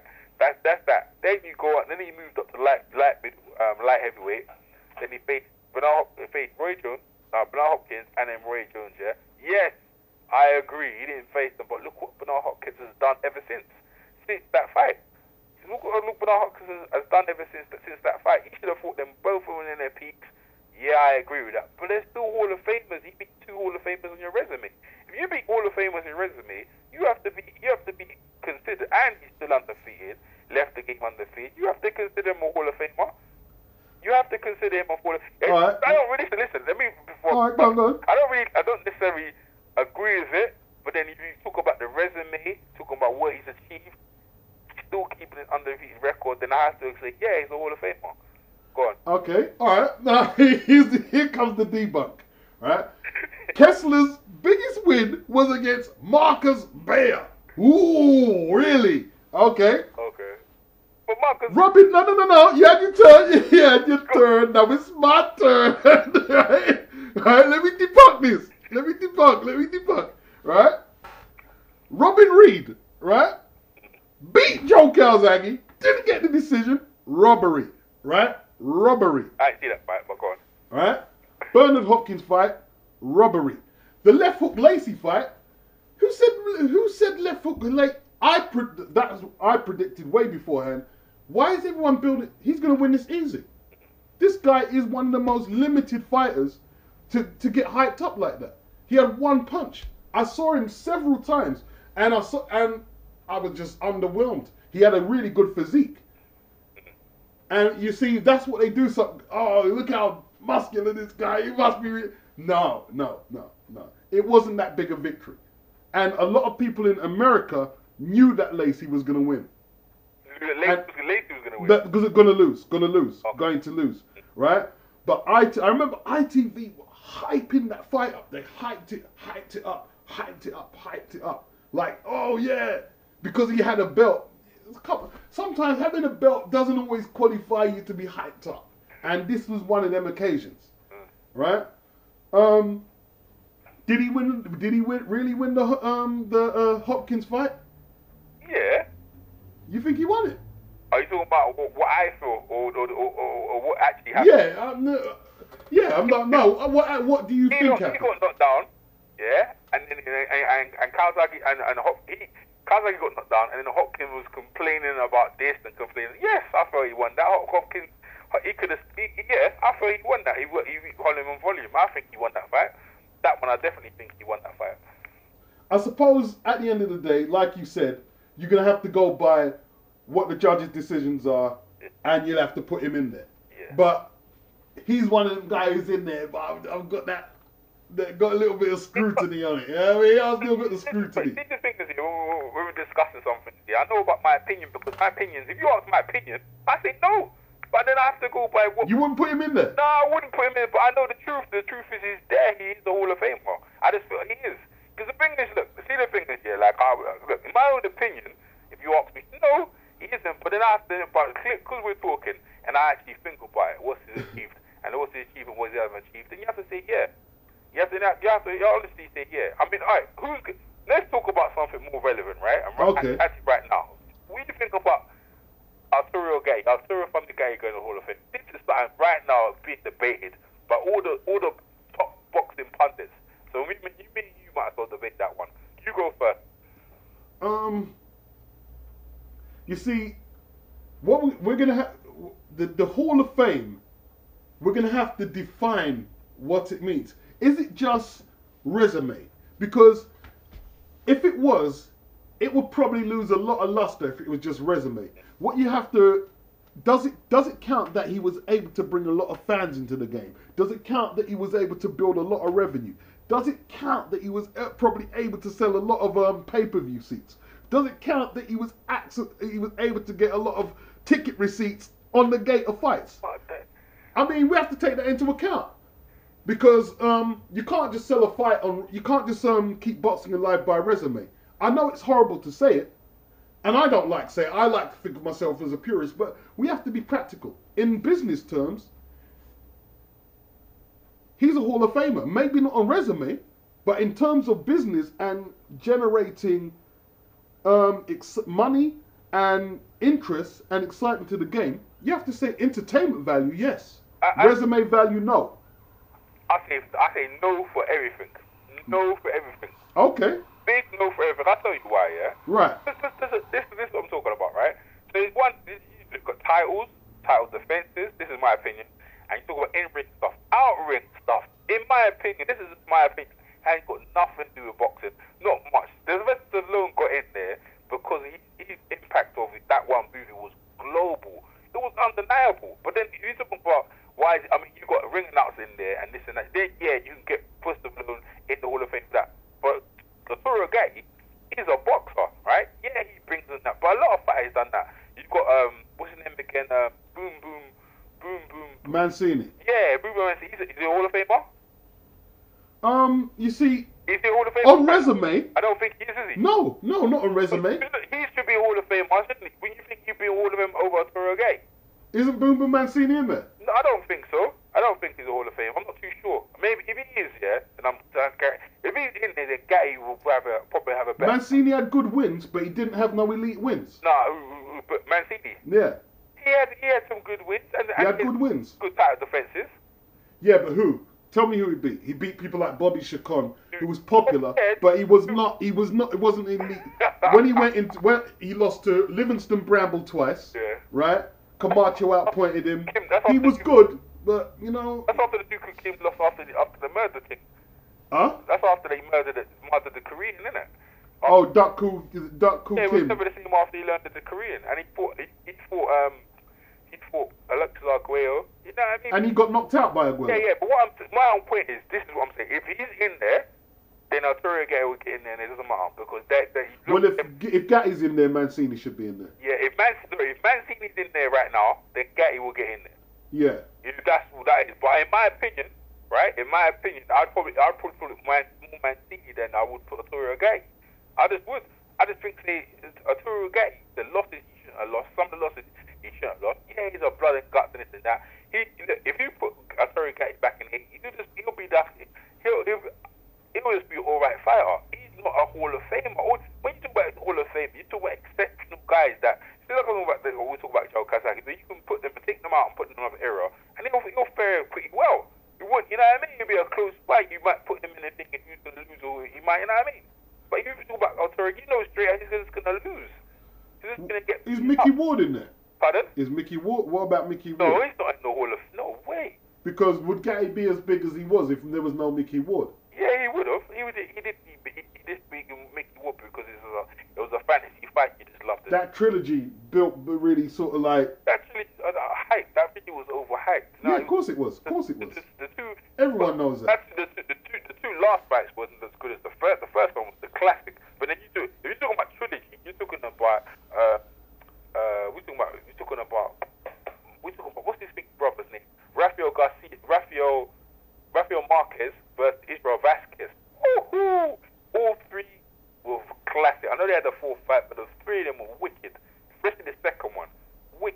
I can't say I've seen any of them. Well, you need to. I'm saying, when you got time, sit down and watch them. Yeah, especially the second one.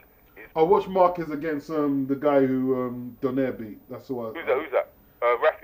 Rafael Marquez? Yeah, against Nishioka. Nishioka outclassed him. Yeah. But by then it was shot. Yeah, but if you watch, see Rafael Marquez when he beat Tim Austin, when Tim Austin was undefeated, that's when he broke out on the scene. He beat Tim Austin, and Tim Austin had 15 defense of the bantamweight, the junior bantamweight belt. I did actually. I did see the Tim Austin fight. Okay, so when he knocked him out, yeah, that's when he was on him. Then he knocked out Mark Two Shot Johnson, right? He knocked him out as well, right? Before he knocked out Mark Two Shot Johnson, before he fought Austin, then he knocked Austin out, right? Then he moved up the weight to Israel Vasquez's weight, and then he went and get Israel Vasquez. He beat Israel Vasquez on points in the first one. Israel Vasquez, he broke Israel Vasquez's nose in the first one. In the second one, Israel Vasquez knocked him down twice and busted him up. He went on points in that one, and the third one beast as well. They are serious wars. They don't really get as bigged up at the time. I mean, people were talking about Arturo Gay and the Mickey Ward, and you had the Brea and the Morales fight. But that fight was brutal. I've never seen nothing like it. It was seriously vicious. If you take time to go watch it, if you got time to watch them fight, that fights are vicious. But we're talking about Hall of Famers' careers and people getting in there. I don't think Arturo Gay should get in there. Okay. I just don't think, you know what I mean? Like, people are upset. So who would you put in? Rocky. You know, some people are still upset that Rocky get in there. There's an argument, but there's a good argument. You know, Bert Sugar, the late Bert Sugar, right, who was in there, he was around. I would love to hear his opinion in getting in there. I think you'd have been shocked. He's getting in there. You know, if he sings a car, he's getting in there. If he's in there, you know what I mean? See, what you have to realise is though, is that when Rocky film came out, he got a lot of people into the gym. A lot of people started, he brought a lot of attention to. See, the thing is,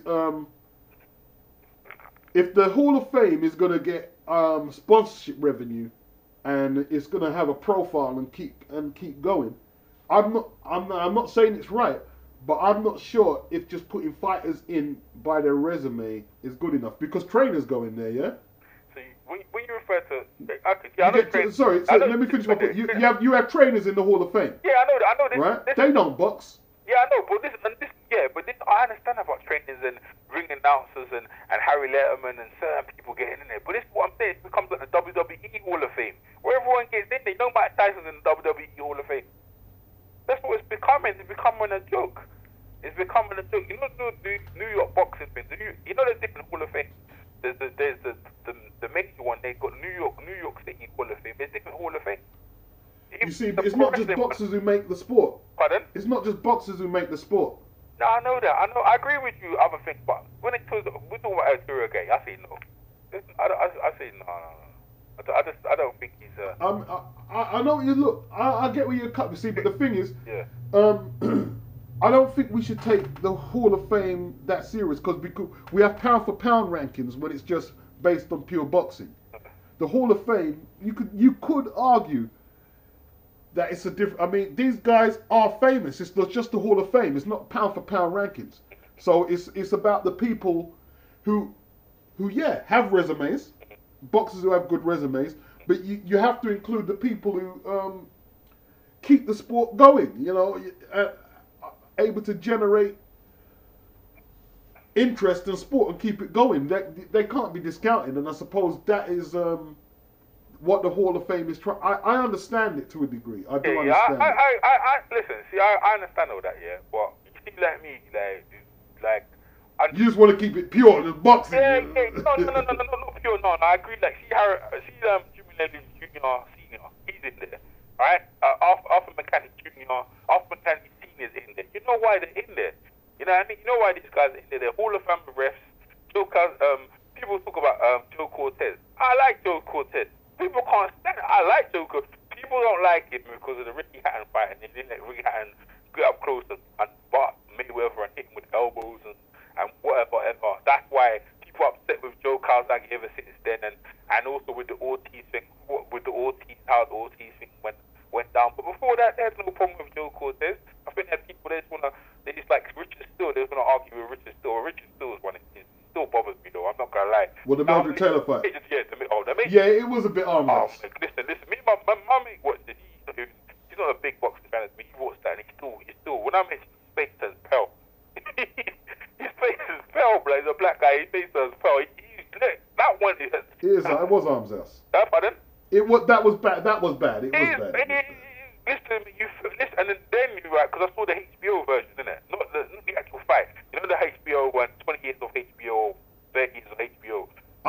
When I saw it, it was Reg Guttridge. Oh yeah. It was the British commentary. Oh no, the HBO version, the 50 years celebrating HBO, right? And it had that version. It had Hagler and Hearns and all that. Oh yeah, I've got all that series. That one, right? You could, Nights of the Fight, whatever, Fights and Nights. That we saw that version, right? And then you see the downclass. You see what happened to Moshe Taylor. That's the one that killed it, mate. You saw him how he was. They said it was like Sugar Ray Leonard. How his hands are quick and that. And they talked about Chavez and they build the fight up and they see the fight and you see what happened and it killed. Painful. And you see Richard Still and you're just there. You listen. It's hard. I'm not gonna lie to you, as a man, it's hard not to hate Richard Still. Yeah. See, but so also Richard Still, in controversy with the Mike Tyson fight. See when the Mike Tyson fight against Razor Ruddock in the first one. Yeah. The stoppage. You know what I mean? The stoppage. People were upset. I was upset about the stoppage. The second fight, fair enough. He won on points, right? But Razor Ruddock was never the same after the Mike Tyson fight. Then.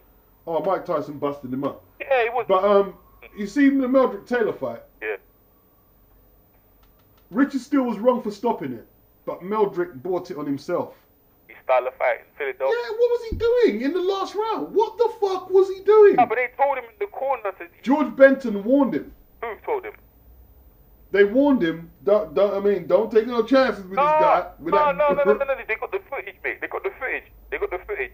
What's the guy with the white hair? Lou Dilver. Yeah. Lou Dilver goes in there. You're losing. He said you're losing the fight. I got the footage. You need to see that one. He goes. No, I'm sure George Benton told him to not take no chances with this guy. No, clear. He said that after the fight in the press conference. He said after when they interviewed him, right? Clearly, he said, right, word to word. He said you're losing the fight. What you doing? You need to go in there and stop him. That's what you said. He said it. You heard it. Okay. Right? Okay. All right. Because they had Lou Duva saying exactly what you said, right? But then they go, did he actually say that? And then they actually had the footage of him saying, you're losing the fight. What are you doing? You need to go in there and stop him. That's why he went in there and done that. They called and told him to do that. And go, but I'm not. But I tell you what, right? I know Meldrick Taylor, right? I know Meldrick. He's a Philly fighter. Yeah. Right? Despite what you're saying, and I'm not going to dispute what you're saying. Yeah. But he would have fought the same way he fought anyway. Meldrick didn't like fighting on the back foot. Nah, he didn't. Meldrick didn't like fighting on the back foot. Meldrick would have went out the same way regardless. If he was well ahead of points, he would have done the same thing. Yeah? Because that's how he was. Yeah. And it was sad to watch, but it was sad. It's that one, yeah. When you see what boxing, anyone can watch it. If your heart doesn't drop on that one, I don't know what would, man. It's bad, man. You know what I mean? It's just like, You watch it. I haven't watched it for a while, but if I watch it again, it'll just hurt me, It'll just hurt me to watch it. And then so we talk about Hall of Famers. So what you reckon? Mel's Generation for Hall of Famer? 2-week champion. Yeah, but who? He's he's got some good, like Buddy McGirt. He's been knocked out. Every time he stepped up now, from that point on, he got knocked out, innit? Yeah. Meldrick Taylor Hall of Fame. Pardon? Meldrick Taylor Hall of Fame. Meldrick Taylor Hall of Fame. Yeah, exactly. See? Well, your resume, we go resume, you fight, and. I don't know. If we give him the Chavez win, well, we can't do that, yeah? If we give him the Chavez win, that's the thing, yeah.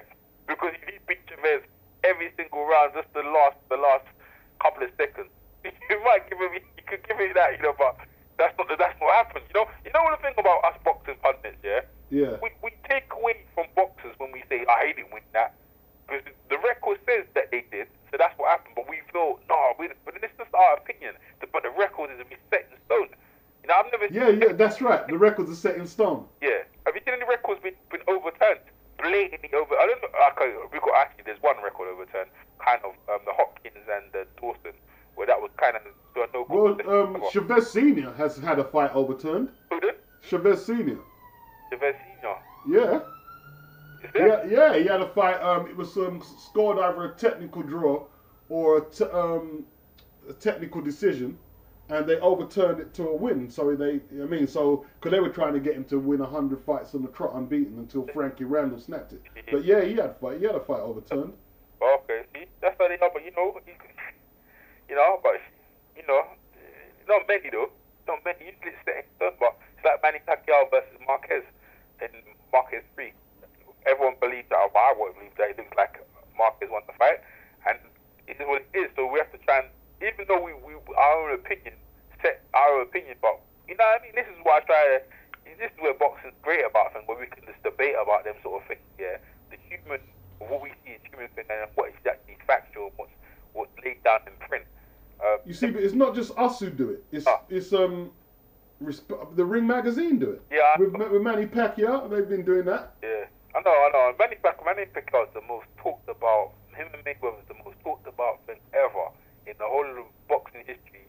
Their whole saga is when it's out the way, people are going to be still talking about it after, because maybe that whole thing has changed boxing.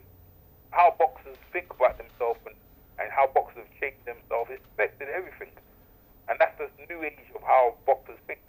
That fight's dead to me, man.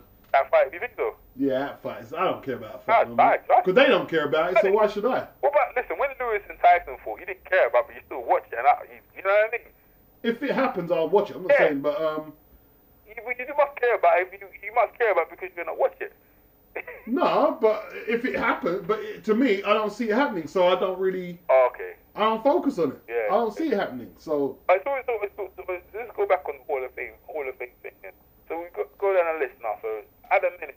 So obviously Bernard Hopkins is a Hall of Famer. Who else is a Hall of Famer active at the minute? Active. Roy Jones. Yeah, Roy Jones he's definitely a Hall of Famer. Oh yeah, definitely. Yeah, can't dispute that one. Nah, it doesn't matter what he's doing now. Even Evander Holyfield, same thing. Like, Holyfield Hall of Famer. Who's first by the whole? It's the one. Lennox Lewis Hall of Fame. I don't care what nobody says. Who? Lennox Lewis. Who? Lennox Lewis. Lennox Lewis. Yeah, of course. Yeah. What about alright, let's go to the Klitschko's, mate. What was the famous? What about Hall of Fame with the Klitschko's? You see that? You know what? Yeah. You see, this is the one. You know. This is where I put my cap on, my serious cap on, and say, well, boy, resume. Look on resume. Look. Who've they beat? Yeah, well, there you go, innit? Wait, I'm not being horrible. Who've they beat? You know what? But I go back to Burt Sugar, because him, Sugar, and there's Bill Caton, right? Yeah. I used to think about this boxing. I listened to them guys. I remember them three guys as who's the best power found guys ever. So I kind of have what kind of idea they think. No flipping way, mate. Are they Hall of Famers? I don't care, man. Burt Sugar would not have the Klitschko's in there. He wouldn't have. I don't think he'd have Rocky in there. I don't think he'd have Rocky in there. I don't think that. Bill Caton. He'd have to say no. If them guys, I think they'd be turning their grades. Not too much, but they'd be turning. Like, what the heck are they doing in there? Yeah. They would be. I don't think they would get in. You know what? Them lot with the gatekeepers, they've all gone, yeah? Angelo Dundee would say, oh, you know, we've done this and that, fair enough. I don't think that real, because I see them, I don't think, and even was like a Don Dunphy. No way, man. Was he in there as well? Pardon? Who, he got in there? Who's Don Dunphy? Yeah. Yeah, he's in the Hall of Fame. Of course, yeah. Why? He was an announcer, yeah? Yeah. He put work in. Him and Bill, what's his name? Howard Cosell. Yeah, Howard Cosell. Yeah, and even Chick Hearn. He should be in the Box Hall of Fame as well, you know. He's the NBA announcer, but he done boxing in the West Coast. Yeah. I know. Yeah, Chick Hearn. Hall of Fame. I don't know. I don't think he is, but these are the people. When you talk about, see, the thing is, you get emotional when you think about Gatty and some people like that, and what he went through and this and that, and he wanted let these people put in the Hall of Fame to validate his career. But if you put him in, you might as well put Angel Manfredi in there as well, because Angel Manfredi beat him, and you might as well put Carlos. Angel Manfredi? Nah, he can't be in the Hall of Fame. I'm going to say, you might as well him in there and Carlos Baldwin in there. Oh, God. Why is that? You tell me why? Because they beat him. If he's Hall of Famer and he beat Hall of Famer, you might as well dash them in there as well, isn't it? Yeah, it's hard to gauge. It's hard who should go in. But I said apples and oranges, mate. What about Riddick Bowe? Would you put Riddick Bowe in the Hall of Fame? Yeah, I'll put Riddick Bowe in the Hall of Fame. He'd be a Hall of Famer. He beat a Hall of Famer. He beat him in the first off, he's got Hall of Famer credentials. First off, yeah, if you want Hall of Fame, he fought the classic wars. Yeah, he had a classic war with Evander Holyfield. Evander Holyfield is a Hall of Famer. I'd put him in there. I'd put him in there. Evander Holyfield's a Hall of Famer, a first ballot Hall of Famer, and he beat him. See what? You have to beat a Hall of Famer, and you have to beat a Hall of Famer in their prime as well. Yeah. That's how you get in there, man. And then you have to have the wars as well, where you're winning, losing. But apart from Riddick Bowe, who else would you say that? I mean, apart from Holyfield, who else did Riddick Bowe to get in the Hall of Fame beat? Riddick Bowe? Yeah. You know what? That's split. Because honestly, I can't remember. He defended against Mike Dokes and Jesse Ferguson when they were washed up. Well, you see, that's what I'm saying. But the wins and losses with the Evander Holyfield. You know what I mean? Because the only reason he gets in it is because of Evander Holyfield. Nothing because of what Evander Holyfield's achieved. Undefeated cruiserweight champion, undefeated heavyweight champion, he took the belt, undefeated champion.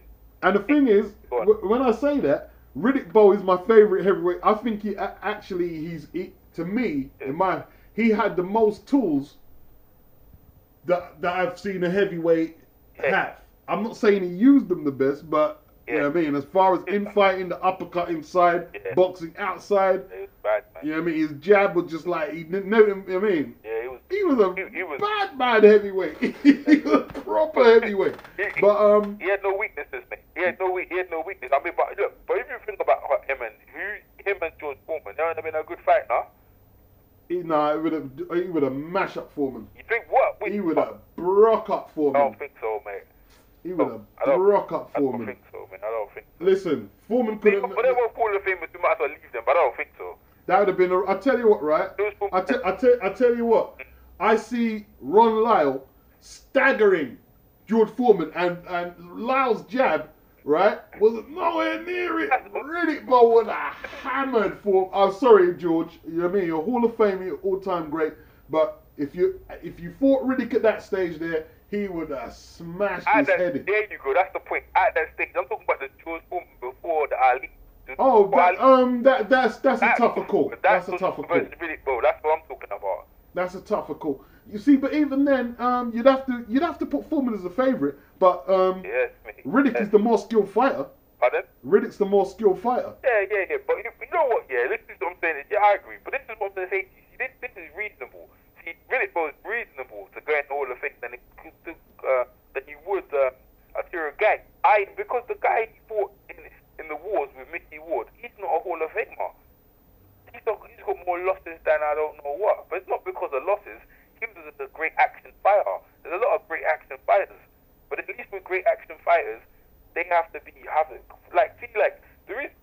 Let's talk about Jake LaMar. Jake LaMar gets in the Hall of Fame, right? Yeah. Won the middleweight championship, and then he obviously he had a title defense against a guy, and he was almost losing, not the guy in the last round.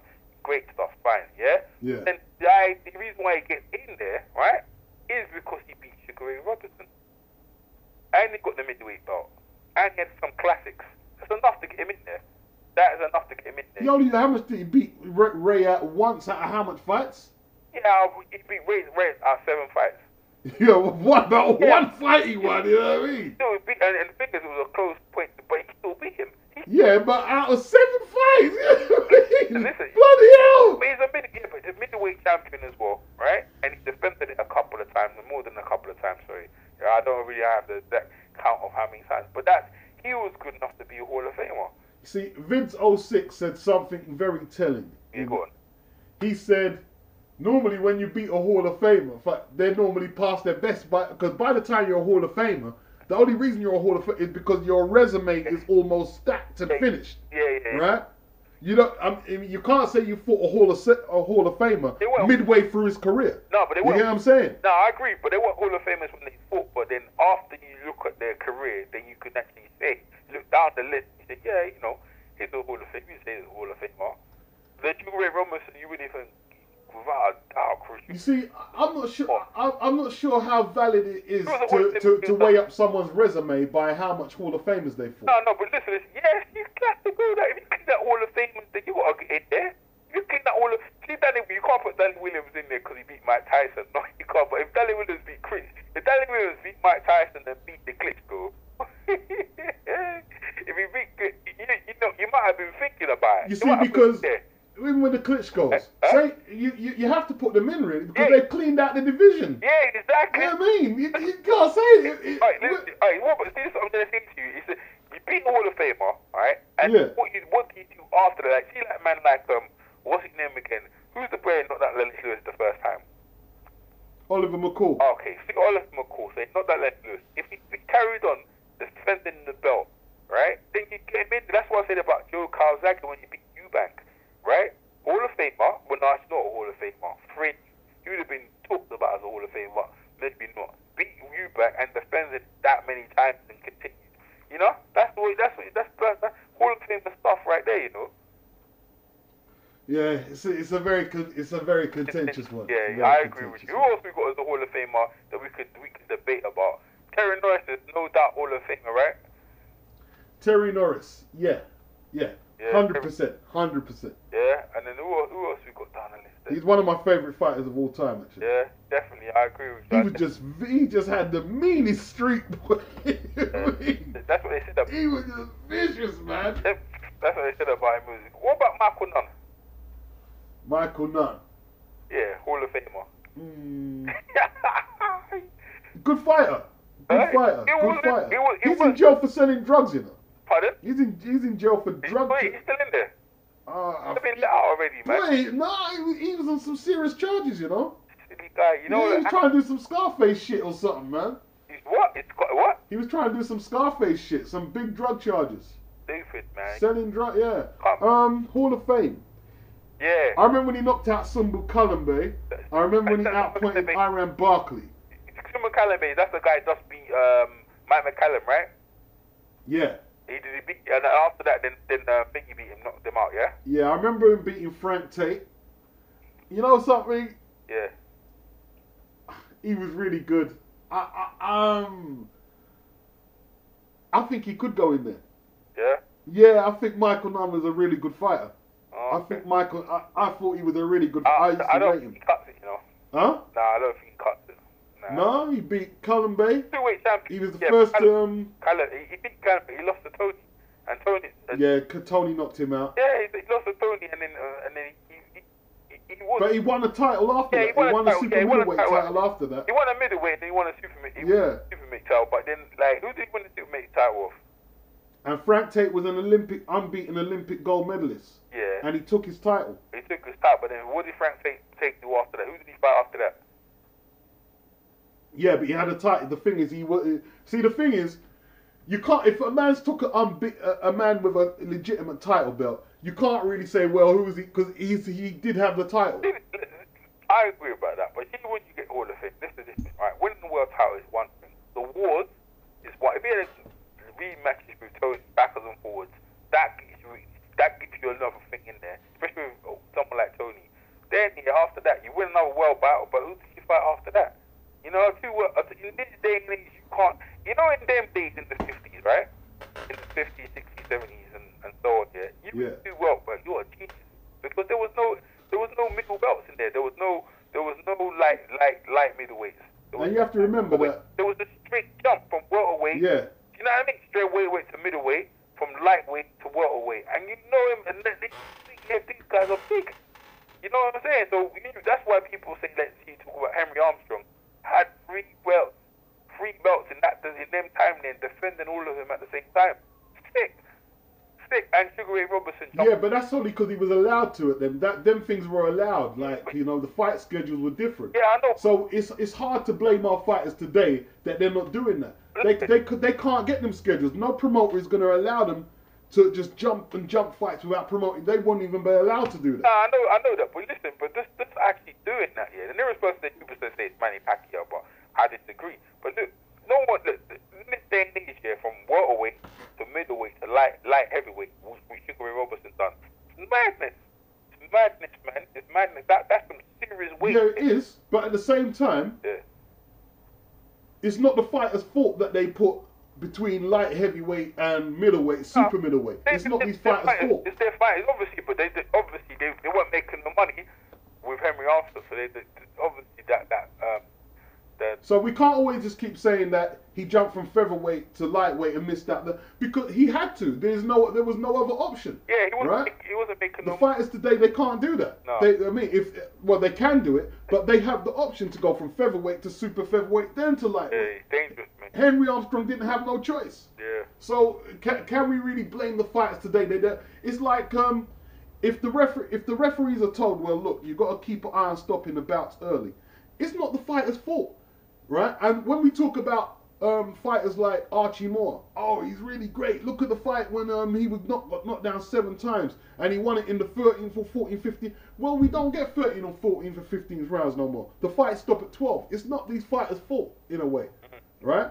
TV scheduling, the time it takes to promote fights these days, the health and safety aspects, it's all played a factor. Like there's nothing a lot of these fights. I'm not saying at the same time, you can't hold it against the old school fighters because if they had to go through that, we have to mark it down and say, okay, these are incredible feats. But at the same time, if you're not in that environment that allows that kind of ethics, there's nothing they can do. Yeah. You know? Yeah. I mean, You know? there's no promoter who would manage Floyd and say, look, have 5 non-title fights before you have your next big fight. They wouldn't do it. And that's what a lot of them guys used to do, like Robinson and if you watch their records, there's a load of non-title fights, and then they defend their belt, and then more non-title fights. But you know, Yeah. that was a product to them times, and it's Yeah, it's true. Alright, let me ask you a question, yeah? And we can, I don't know if you want to wrap up on yeah, this. okay, Right? So there's 2 questions on the Hall of Famer, and what I'm thinking. Let's talk about Floyd Mayweather. Okay, do you agree that he's a Hall of Famer? yeah, Okay, let's go through resume, right? Okay. Tell me why. He went against Hernandez and won the world belt, yeah. right? And before Hernandez, he got knocked out by Oscar De La Hoya before that fight, right? He got not knocked out, but he lost. No, his first belt, the guy was Gennaro Hernandez. Oh yeah, he did get knocked. Yeah, he did. Okay, all right then. And then the next fight, he went against Angel Manfredi, who just came off the win against Arturo Gatti.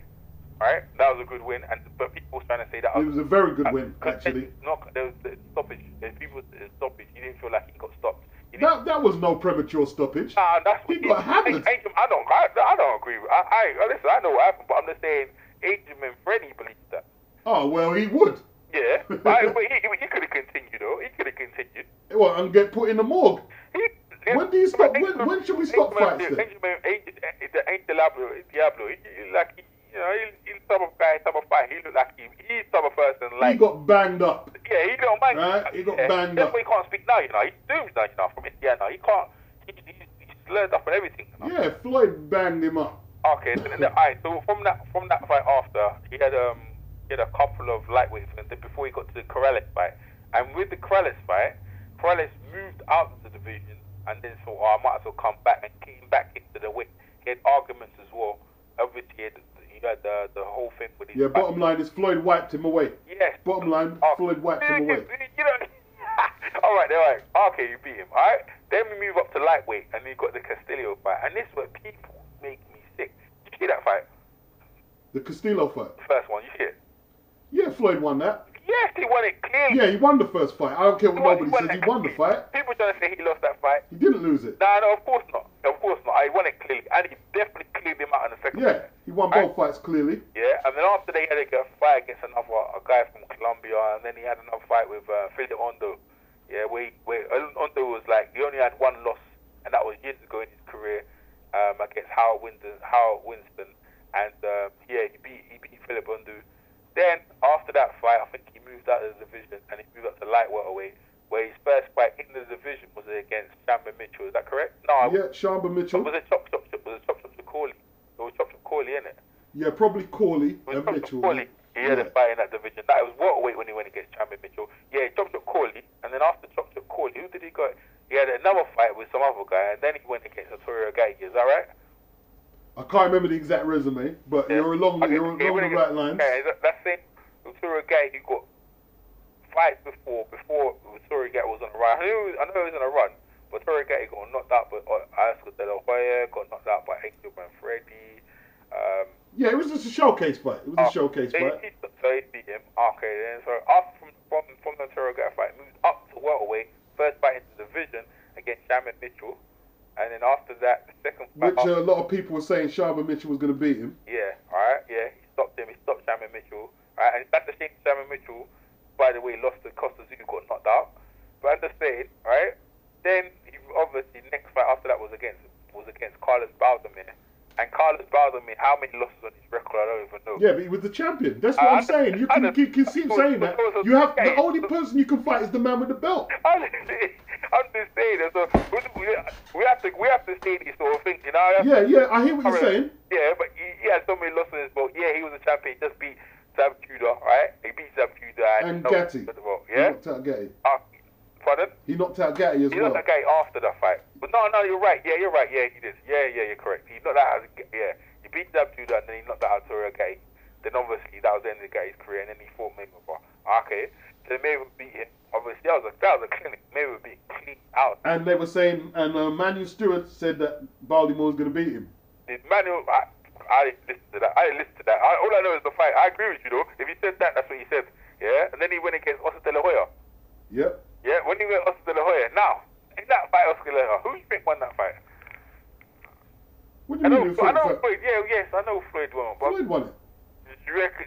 Yeah, he did win the fight. Clearly. Huh? Clearly. Yeah, he did win the fight. You know what I mean? When he was front, he worked out, and he was catching him with the single shots in the second half. He won the fight. Okay. He won the fight. Oh. Right, who won it? What, Oscar won the fight? No. Okay. I agree. Hey, Floyd won it. No, because you know what? There's some dispute about that, but I agree Floyd won the fight. I think Floyd won it, and the judges got that right.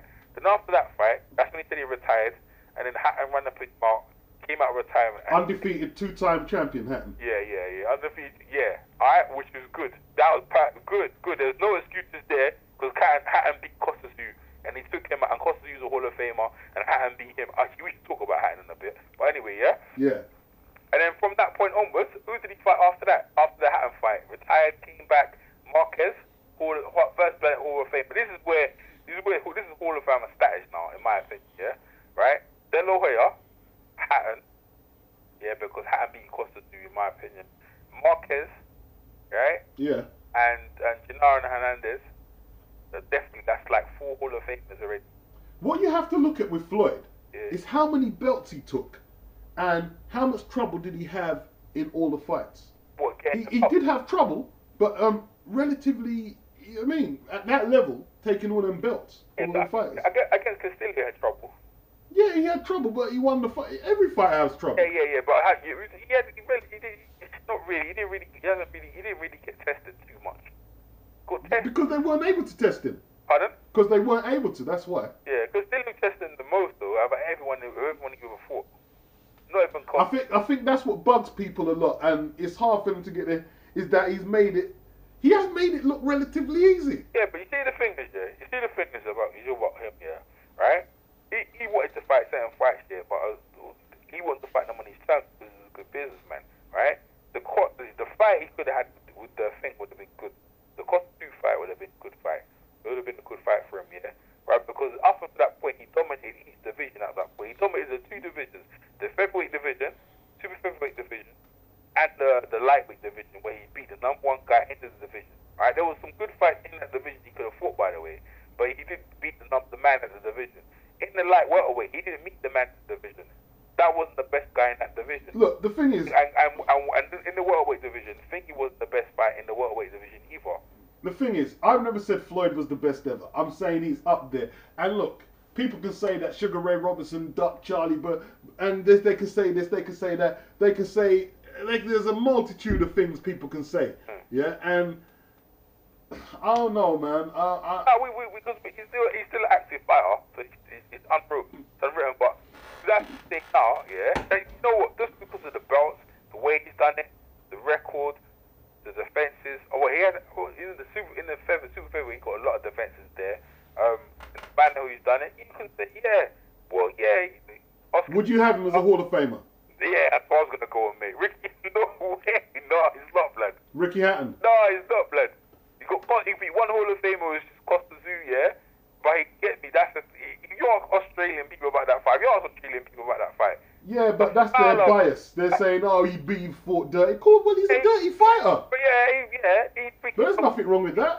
They say he cheated, bro. They say he cheated. Nah, he didn't cheat. He didn't cheat. That's what they say. Australian people say he cheated. I've seen the videos. I know. I was the fight. The Australian people feel he cheated. If you see Australians, they think he cheated. He busted up Costa Zoo. They say he hit him low. Hit him low.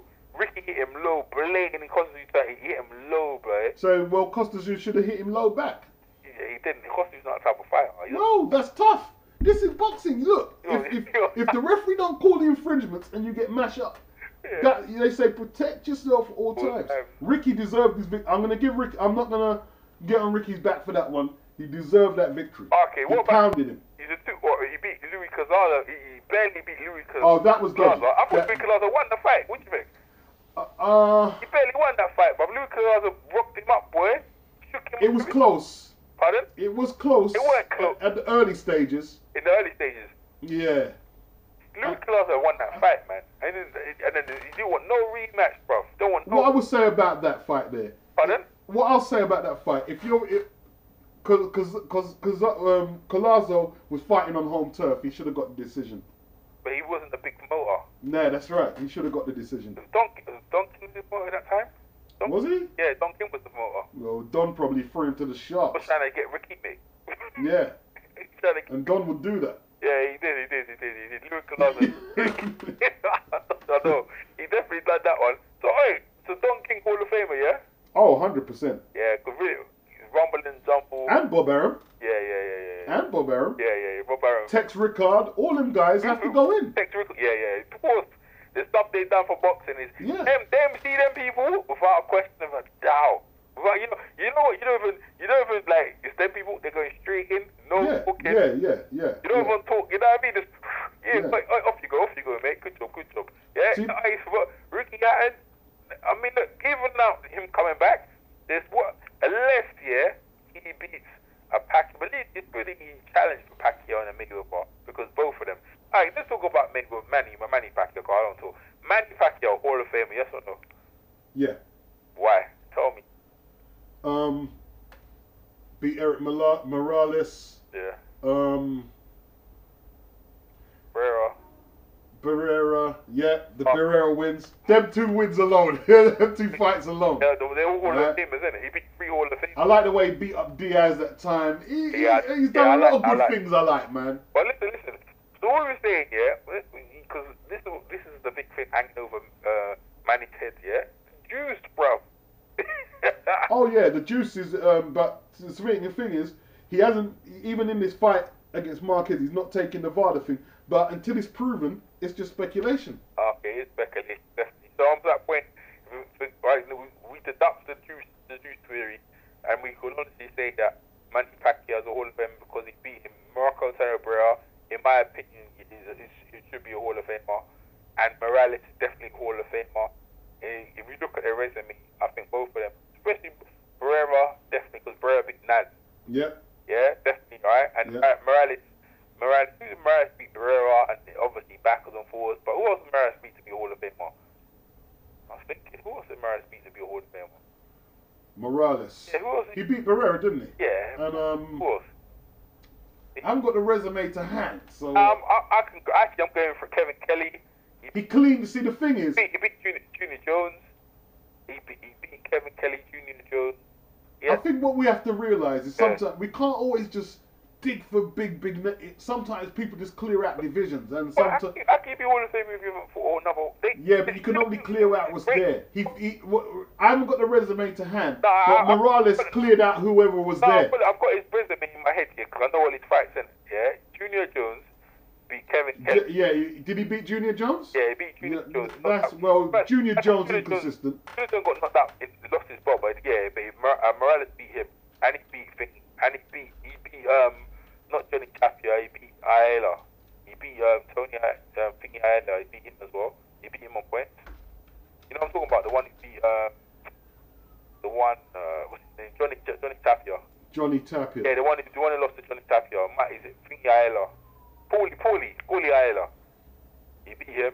Yeah, Morales is a Hall of Fame. I've seen Morales is a Hall of Fame. Yeah, he beat Carlos Hernandez. Yeah, he beat Carlos Hernandez. You know, he had good wins, see, against Jesus Chavez, which they're not major names, but they're good wins. They're good title wins. They were the top guys. Yeah, they were the top times. He beat guys like Wayne McCulloch for his WBC title. I've got the box rec up now. You know, I mean, he took the belt from Wayne McCulloch. He defended against Wayne McCulloch. Yeah, that's right. Defended. That's right. Yeah, Wayne McCulloch. I've got the box rec. You know, you gotta give the man credit, man. Like, you gotta give him his credit. Like, what about Marcus? What do you think, Marcus? Yeah, I agree with you. What Marcus? Let's talk about Marcus. Marcus is a Hall of Famer. Who's he beat? You see that's another. Is he a Hall of Famer? Is he? Yeah, because I'm going from my mind is going. He beat Manuel Medina, right, for the belt, right? He lost to Freddie Norwood. Yeah, he did lose to Freddie Norwood. I watch his stuff daily. Yeah, he lost to Freddie Norwood. Yeah, right. And that's that short black guy, the ball. He who beat a lot of guys at that time. People don't want to. Norwood was a good fighter, dude. Yeah, but he did Derek Gainer cheated on him, licked him low in the blows, and they robbed him of the belt, and it was never the same after that. Marquez he beat Manuel Medina. He beat what's his name? Juan Casa. He beat Salido. He beat Joe Casamaya. He beat Orlando Salido. Yeah, and he beat Diaz as well. Juan Diaz. Yeah, Juan Diaz. He beat Juan Diaz. He lost to Chris John. Yeah, unanimous decision. So how's he a Hall of Famer, man? Chris Jones a good fighter, you know. Yeah, I know, but Chris Jones is a Hall of Famer. Oh, Chris Jones is a sleeper. I know the Chinese guy. He's slept on. He's not wherever he's from. He's not a Hall of Famer. He beat the likes of Rocky Zawa. See, they're not bad wins. They're not great big wins, but they're not bad wins. Yeah, but you know what? He beat Yoel Casamayo. Yeah, no, he's what I'm saying. He beat Diaz, but that's to that point. And I think did he go against the Australian guy, Casillas? Yeah, he beat him. And what you have to realise, he's had some controversial losses to Pacquiao as well. I'd put him in there. Well, because he beat Pacquiao. He hasn't beat Pacquiao, and none of them got a draw. Not officially. No draw. But how's he a Hall of Famer then? Really, truly, how's he a Hall of Famer? People talk about him Hall of Famer. He beat Barrera. The Barrera win. Barrera hit him low. The disqualification. Now the disqualification, Barrera got that point hitting him low. Yeah, well, it doesn't matter. He barely got out of that fight, man. Yeah, but it's still got the W. You know what? If beat Barrera, I'll get him in there. If they're gonna give other fighters their props for their W's, which are controversial, you got to give my man his. Alright, fair enough. He got Barrera, so I'll give him in there. If you get Barrera, then I'd put him in there. I would put him in there. Yeah. You see, it's. Yeah. I tell you what, man. My thought process evolves a lot. Like, I think a lot of people are influencing me. Yeah. I do have to put some entertainment value into some of these people's resume, I suppose, and how they've. I mean, what about Cotto? Is he Hall of Famer?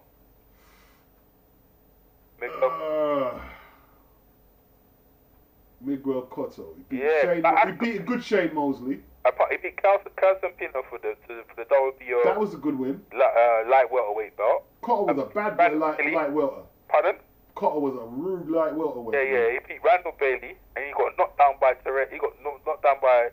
I put him in there. Yeah, tough one. Yeah, and then he went against Chop Corley, where he got knocked down again.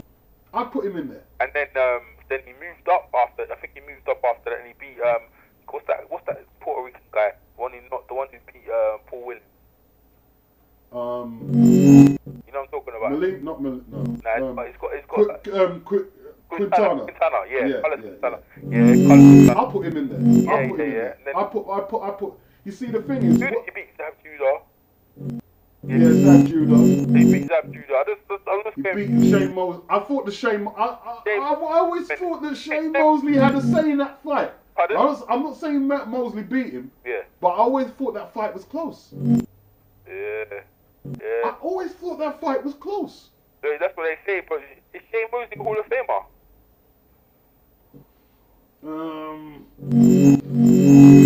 Who's Cotto beat to be the Hall of Famer again? Who did he beat? champion, but who did he beat? Like I mentioned the names, yeah, but he lost against Margarito, and then he had bricks in it. You know what I mean? That's I know, but disputed. who else has got Bricks. Brick gloves. Who else has got a beat to be a Hall of Famer? Struggling there, isn't it? It's a bit thin. It's a bit thin. The resume goes a bit thin here, you know. Yeah, you see, but the thing is, the wins against Mosley is a good win. It's a good win. Yeah, but again, okay, so that's why I'm moving to Mosley now. So who's Mosley? How's Mosley in the lightweight division? They said he was a beast, yeah. But then look, He beat Oscar De La Hoya twice. Yeah, but okay, he beat Oscar De La Hoya. We could talk. Is Oscar De La Hoya Hall of Famer right now? Yeah. He is a Hall of Famer. Yeah. He got in there. Yeah, in my opinion. But if he got in there, then you have to say yeah. Then if you beat Oscar De La Hoya, if that's his claim to fame, he skipped past Kosasu, jumped straight in the welterweight division, right? Had a 3 defenses and then lost to Vernon Forrest. Right? You see, I think we have to wait up. Vernon Forrest Hall of Famer then, because he beat him twice. Well, is Vernon Forrest a Hall of Famer? Yeah. Then you have to see Vernon Forrest is not a Hall of Famer. No. No, he's not. No. But because he beat Mosley twice, then you have to what? They can't consider that. I tell you what we have to wait against. You know what I mean? Like, I don't know what, like I was saying, I don't know what the balance is in weighing up a lot of things, because what you have to bear in mind is guys like Mosley and Cotto, they went in the ring with anybody and they gave a lot of excitement. I don't know. I can't. How do you base it on a resume all the time? I think there's one place to base it on resume, and there's another place to place it on guys who were willing and had a decent and had a fair win to loss resume. It's hard to balance it. It is difficult to balance, and nobody can't say it isn't. Well, the criteria, if you look at the criteria for people to get in, right? Because obviously we go by opinion, right? It's opinion-based thing. I like that guy, that's why he's getting there. But then you have to go through the resume. And look, bear in mind, yeah, you got guys who win on the win-loss ratio. When they met that person, was that person on the winning streak? Bernard Hopkins. Hall of Fame, I'm not even going to bother with that, bro. That's 20 defenses already. Why? 20 defenses. He beat an unbeaten Pavlik. Yeah, he moved up again. He beat Taba straight away. Yeah, like but and then he beat the guy from Canada. No, it's a Hall of Famer. Undisputed. The undisputed middleweight champion. It's long. That one, you just do the whistling thing. What about Antonio Tarver? Antonio Tarver, Hall of Famer. No, he ain't no Hall of Famer. No? No, we don't get there. No. He'd be knocked out. He got robbed against Roy Jones once, and he knocked him out once. He didn't get robbed. I thought Roy Jones won that fight. What, the first fight? I thought Roy Jones won that fight. Oh, no way. Yeah, mate. Yeah. No way. Yeah, I thought Roy Jones won that fight. Nah, Antonio won that one. Oh, man. No. Roy Jones won that fight. You know what? I would have got to watch it again. No, man. Roy Jones won. I thought Roy Jones won that fight. Roy Jones, that's enough. You know something? I recorded that fight on VHS. Pardon? I recorded that fight on VHS, and I was trying to watch the fight and tell myself that Roy Jones won it because I was a Roy Jones fan. But every time I kept watching the fight, it was just the same. Oh dear, Roy lost. Nah. I watched that fight. I thought Roy Jones won it by like 2 rounds. Yeah. What about the second fight then? No, I was like, we'll bother with that one. And he beat him on points after. Yeah. What? 2-1. Yeah, I know about that. Roy Jones was the same guy after, but that's because of Tarver. And you could say 3-0. You could say 3-0, you know what I'm saying? No, it's 2-0. It was 2-0, but you know 2-1. Anyway, Tarver's not no Hall of Famer. No? And he's not a Hall of Fame. He don't get in there. He don't get a sniff. Why not? He don't get a sniff. Okay, let's go for it. Let's go for it. Alright, so he beat, before Roy Jones, who he beat before Roy Jones? Did he go against Montel Griffin? He did lose to, I think, people like Eric Harding. Exactly. Which wasn't impressive, I have to admit that. Roy Jones beat him, and look, man, he knew 19 Olympics, yeah, as an amateur. Like, he fought for his country as a pro. He's claimed to fame is beaten. He beat Danny Green for the IBO belt. Yeah, but don't laugh, bro. You're taking a mic, mate. What about you? He's beat Glenn Johnson. Nah, you beat Glenn Johnson. Listen, Glenn Johnson's lost how many losses on his record? Bernard Hopkins stopped him time ago before that. And Clinton Woods, he was in the wars with Clinton Woods. Who's He Clinton beat Woods? Montel Griffin. Hey, let's talk about, you can talk about, hey, what? Montel Griffin, what? I'm around, yeah. Let's talk about things. Because Teddy Atlas brought this up, yeah, on Fight Night. What's his name again? What's his name again? Jamaican World Warrior, Glenn Johnson, Hall of Famer. Oh. He's a Hall of Famer. Do you reckon? I think he got a better chance than freaking Notorious Gatti. He's got a better chance, man. He won a belt after the man kept losing titles. Knocked out Roy Jones. Pardon? Knocked out Roy Jones. Yeah, Roy Jones, and he beat Tarver. He beat Tarver in one of the... Yeah, he beat Tarver. Yes, he did. Yeah, mate. And he got the belt after how many... Yeah, he did. After how many times trying to get it? Well, he actually lost. No, he won and lost to Tarzan. Yeah, but what I'm saying, and look, and the thing, he fought all the tough guys at the time. He fought everyone. Yeah, he lost to guys like Julio Gonzalez and Derek Harmon. Yeah, he fought everyone. You have to ask. Omar Sheikha, he lost to. Silvio Branco. He gets in, right? The Hall of Fame. Sven Otke. Yeah, he gets in a tough fight. He fought Bute. He gets in. He fought Carl Froch. Listen, that guy gets in there. Is Carl Froch a Hall of Famer? British Hall of Fame. You're funny, you know. No, seriously, I don't know. Jack has got a Hall of Fame. He's not. No. Alright, why he's not? not. Why?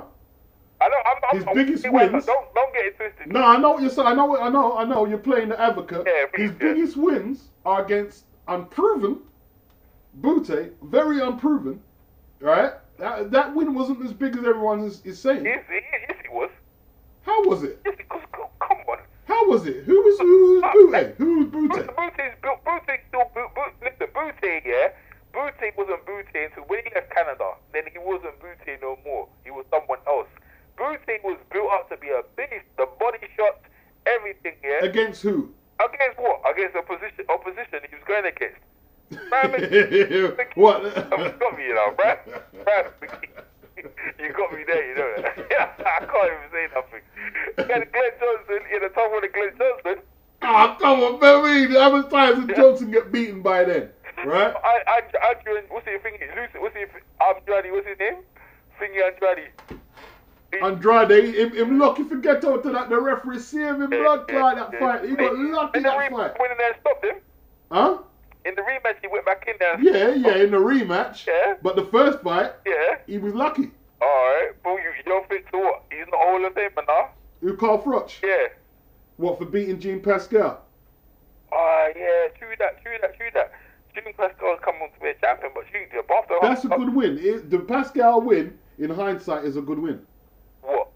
For Froch. Yes. It's a very good win. It is. But with Hopkins beat, but the thing is, people diminish Hopkins' victories. You know, people tend to do that. When Hopkins beat, it's like they weren't no good. Pavlik wasn't that good. That's what people try to do with Hopkins. Yeah, they do. They're out of order. They're out of order. So would you put Froch in the Hall of Fame? Who? You. No, he's still got time, mate. He's still got time. I guess he needs to see him, yeah, right? If he goes against Ward, actually, no, let's leave Carl back because I'm not. Let's leave Carl Froch. I don't think so right now. Let's talk about Andre Ward. Is he a Hall of Famer?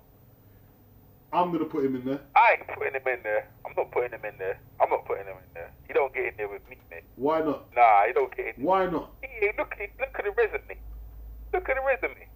Against Who should he have fought to get in the Hall of Fame? Pardon?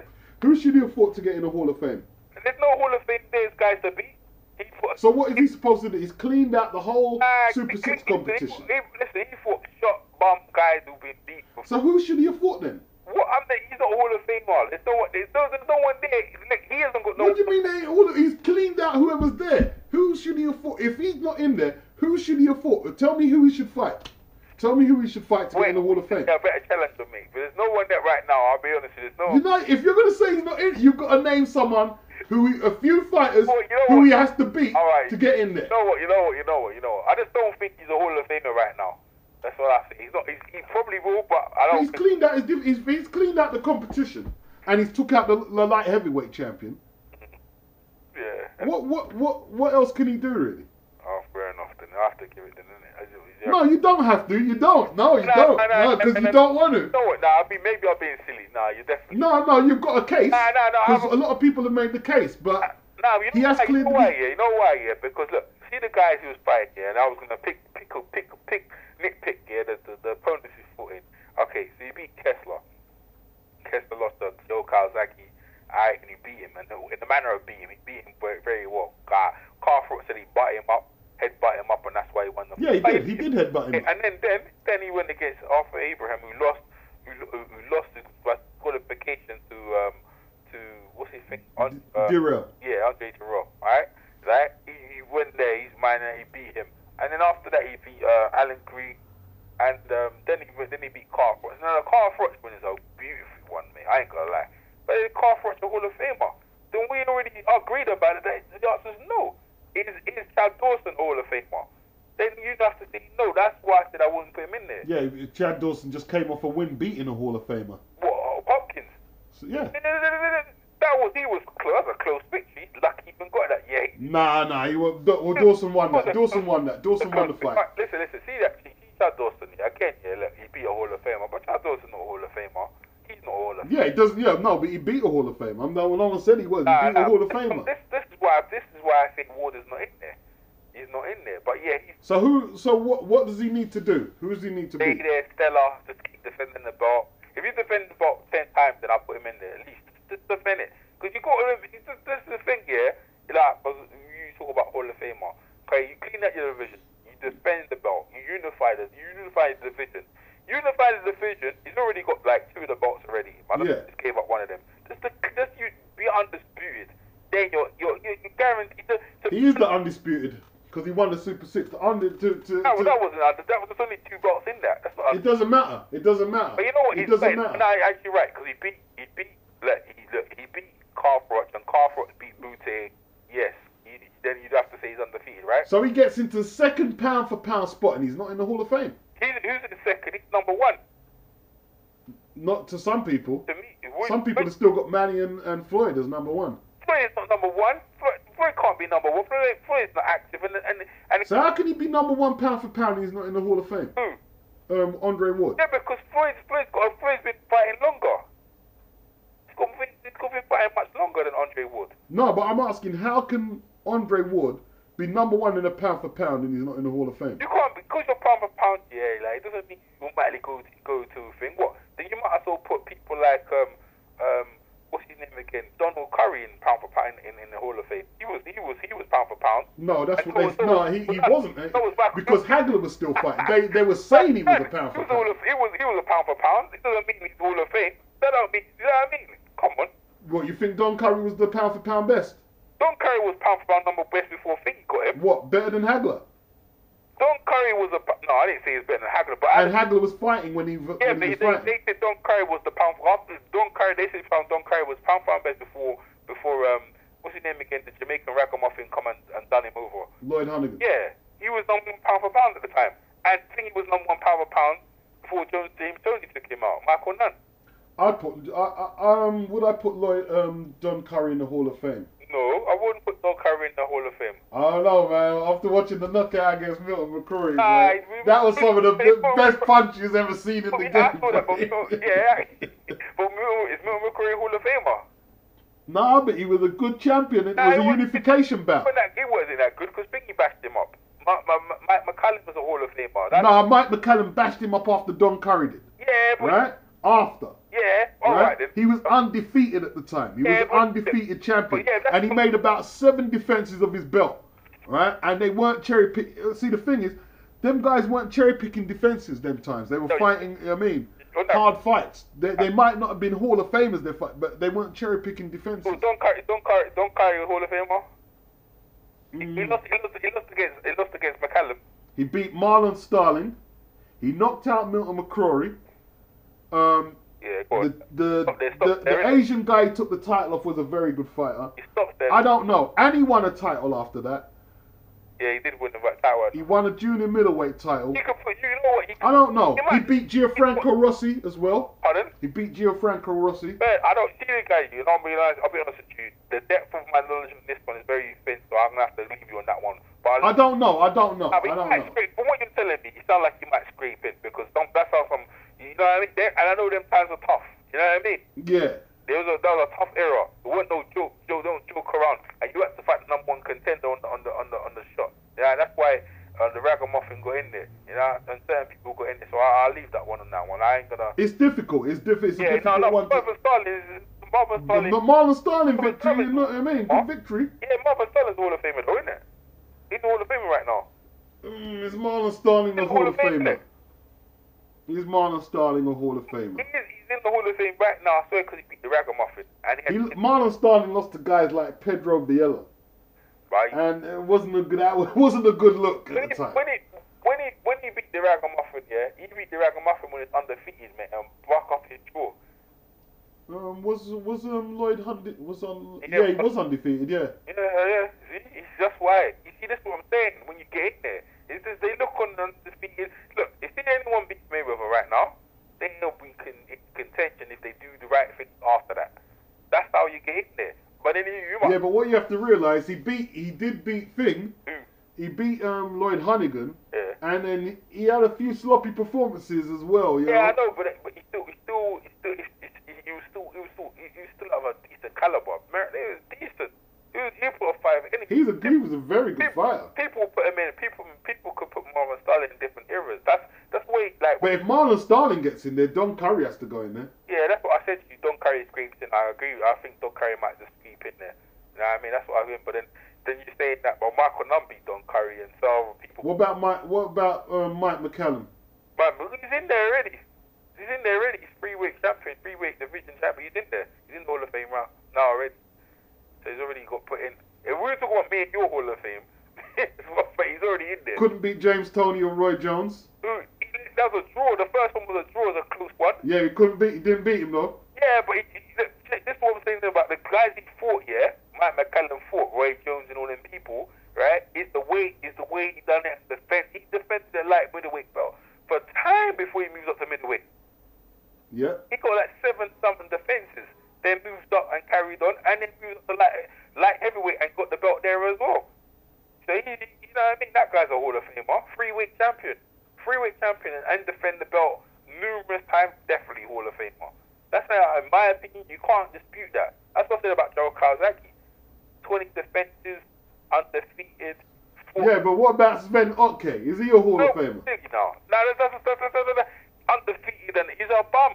Who did he fight? He's undefeated. Yeah, but he stayed in one. He was a bum. Yeah, well, but you just said if he's 20 defenses, he's undisputed. Nah, who did he what? Because he beat Robin Reed and he cheated Robin Reed. Robin Reed was beating him up in that fight.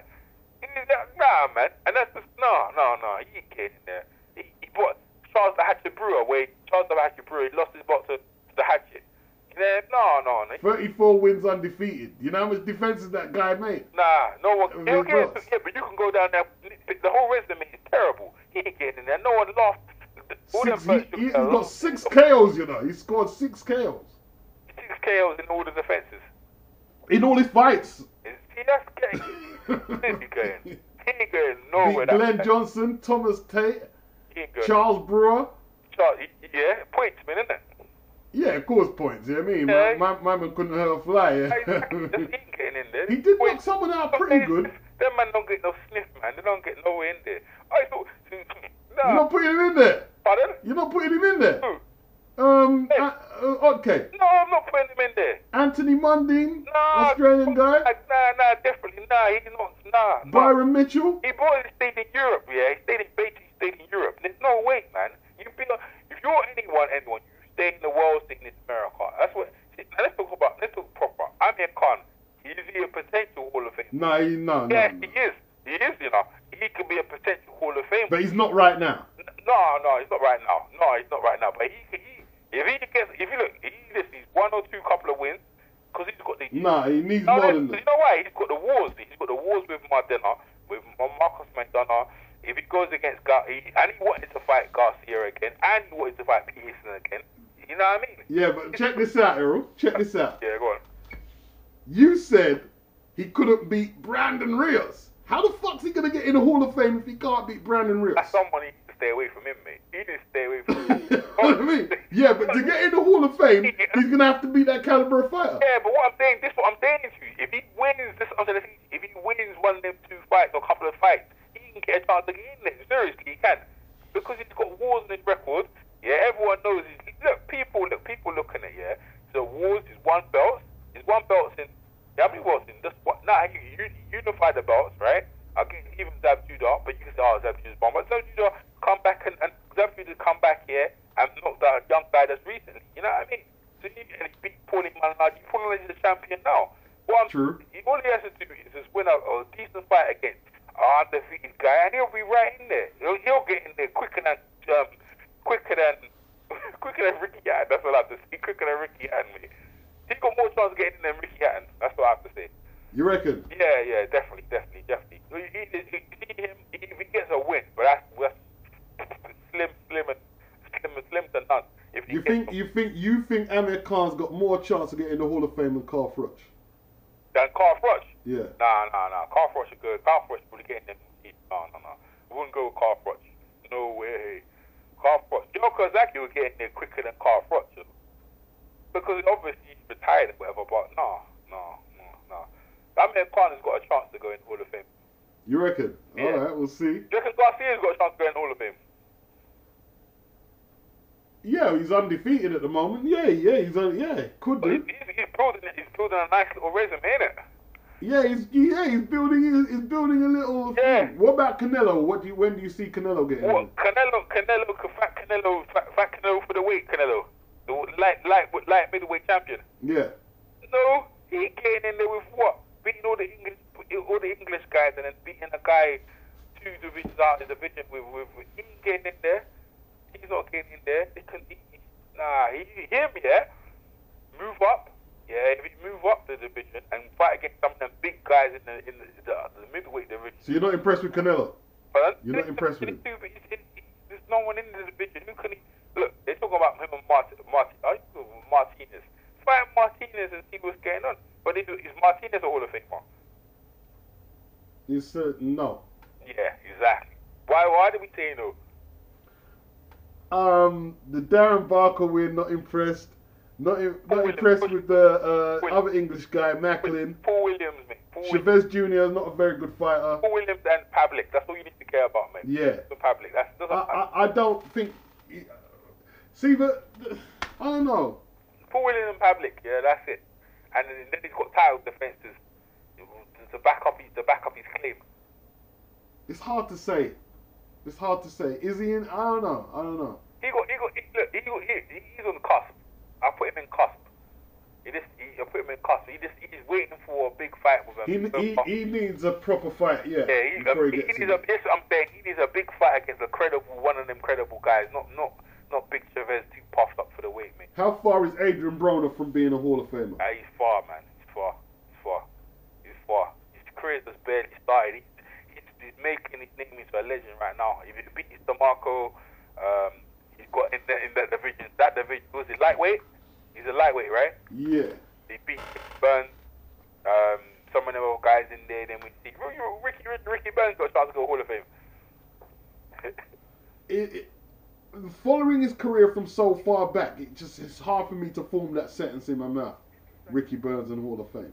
He's getting in. But what, beating Kevin Mitchell? Nah, if Ricky Burns beat Adrian Broner, he got a chance to go in, mate. He can't beat Adrian. I'm just saying, if he beats him, he got a chance to go in. You agree with that? Yeah, he's on his way if he does. Not the other way around. Adrian Broner is supposed to beat him. We have to look at. I don't want to throw too much water on it, but he's improved. He's a lot stronger. He's a more solid performer.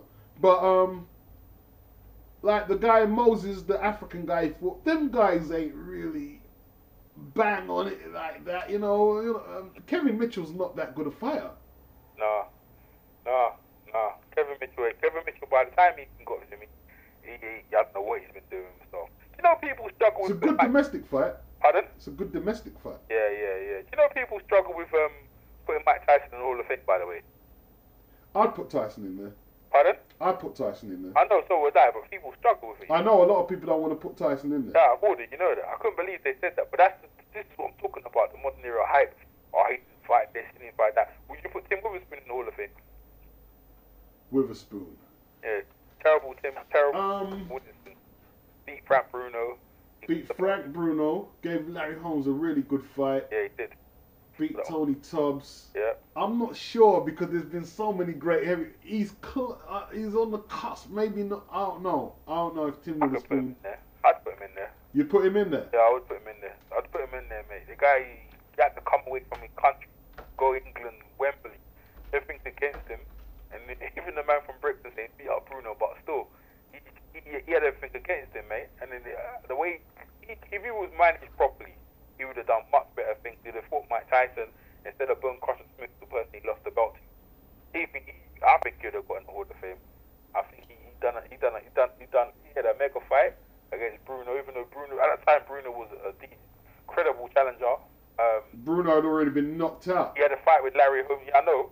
Yeah, he really got knocked out, but still. And he was lucky to get that title shot. Yeah, he had a tough fight with Larry Holmes. He's a world champion. He's not no bum. He could fight any era, that guy. I think he could have. I think he was a tough. He was a good champion. Yeah, he give anyone a good fight. That guy, that terrible Wilson. He didn't give anyone a good fight. You know what I mean? So I could say he was a good champion. I'm a Hall of Fame. He could scrape in my opinion, though. Based on beating who? He had a good fight with Larry Holmes. Who did he win the world? He didn't win it. Who did he win the world title from? He lost. He lost to Pinklon Thomas. Nah, he won the belt. He won the WBA belt, right? Yeah, against Greg Page. Yeah. Okay, friend. He lost to Pinklon Thomas. Yeah, he lost to Pinklon Thomas. I remember when I used to live at my grand's house and I saw that fight. He lost to Pinklon Thomas. Oh, okay. Thomas just stuck the jab on him. Pinklon Thomas a Hall of Fame man. No. Why Good not? fighter, but no. Why not? Who did Pinklon Thomas beat? Weaver and a couple of guys, and he was hot at the time, but no, he didn't do enough. No. What about them man there like Tommy Burns? You know Tommy Burns is the one that Jack Johnson fought. Is he Hall of Fame? Nah, he's no way. Why? Well, you might as well. He had a big defense. He had like 8 defenses. Yeah. I mean, no. He's a Hall of Famer. They put him in there though. I mean, because somebody was making a point the other day, and they said if the Hall of Fame was being carried out in 1950 or 40, somebody like Marvin Hart would have been in there. The first ever heavyweight champion. Is he the first ever Marvin? He was the first heavyweight champion after the Boilermaker. What's his name again? Sullivan. No, Jeffries. Yeah, Jim Jeffries. Yeah, he got the belt. What about, see, where do we list them guys? Guys like James J. Jeffries. They put them in there, you know. They put them in there. They were all in there. They put them in there. All them Them white heavyweights shouldn't get in there. Why not? Because they wouldn't defend against black fighters. They shouldn't get in there. You know what? Yeah, them fights are brutal. I think they should get in. Them fights are brutal, man. They shouldn't get in there. They should get in there. There were 20-round fights, man. That is like 50-round fights. They were 50, and the gloves were barely any. They weren't even gloves. They were gloves, but they should get in there, mate. That was some brutal stuff, man. Well, the fighters, the black fighters who fought for the colored title, they should be in it as well. They all got in there, barely. They're not in there. What, Gene Jeanette is in the Hall of Fame? Yeah, he's in the Hall of Fame. Harry Wills is in the Hall of Fame. You know what? When we make a next video, me and you used to go over we used to go find the list out here. All right, we'll go over that next time. Yeah, next time, because I swear them man, that's why we always hear their names up, yeah? They constantly keep saying it. All them man they mention from the olden times, every single one of them's in the Hall of Fame. It's only when they're not mentioned, people say they should have. That's why people keep talking about Larry Holmes, whether Larry Holmes should be in the Hall of Fame, man. It's out of order. Yeah, Larry Holmes, Ken Norton victory was good. Ken Norton. Yeah, Larry Holmes is definitely in there. He held the belt for 7 years. He's in the now, but people didn't really give him no credit, yeah? Yeah. You see what I'm saying? But all them man they keep mentioning. Well, if they question Larry Holmes, should Rocky Marciano be in there? Listen, man, of course they're going to put the Rocky in there, innit? They could look at the win he knocked out the great Joe Louis. That's why they put him in there. Yeah. Joe Louis. Well, I think Larry Holmes has to be in there. Yeah, this is what I'm saying. This is what I'm saying about them man. But them man in the early days, there was some savage fight them man. I don't think we could even gravitate. When I watch them as well, 'cause I watch some old fight, man like Jack Dempsey. But the way they were fighting, that is brutal. They had no. It is brutal. But them guys weren't. See, the thing is, I don't think they should get. I'm going to stick by that, right? They didn't. You know what I mean, that there should be and nobody ever puts a mark against it. They just, oh yeah, they were brilliant and everything, but they weren't defending against black fighters. They weren't defending against black fighters. How can we get a full, accurate picture of who the best was? What are we just saying? Defending against black fighters when they had black fighters, there's no one. Black people wasn't rated as anyone to be fighting. It's like me, I'm a good fighter, and I go fight, I don't know, I'm not saying Irish or someone. I'm not gonna get no props fighting them.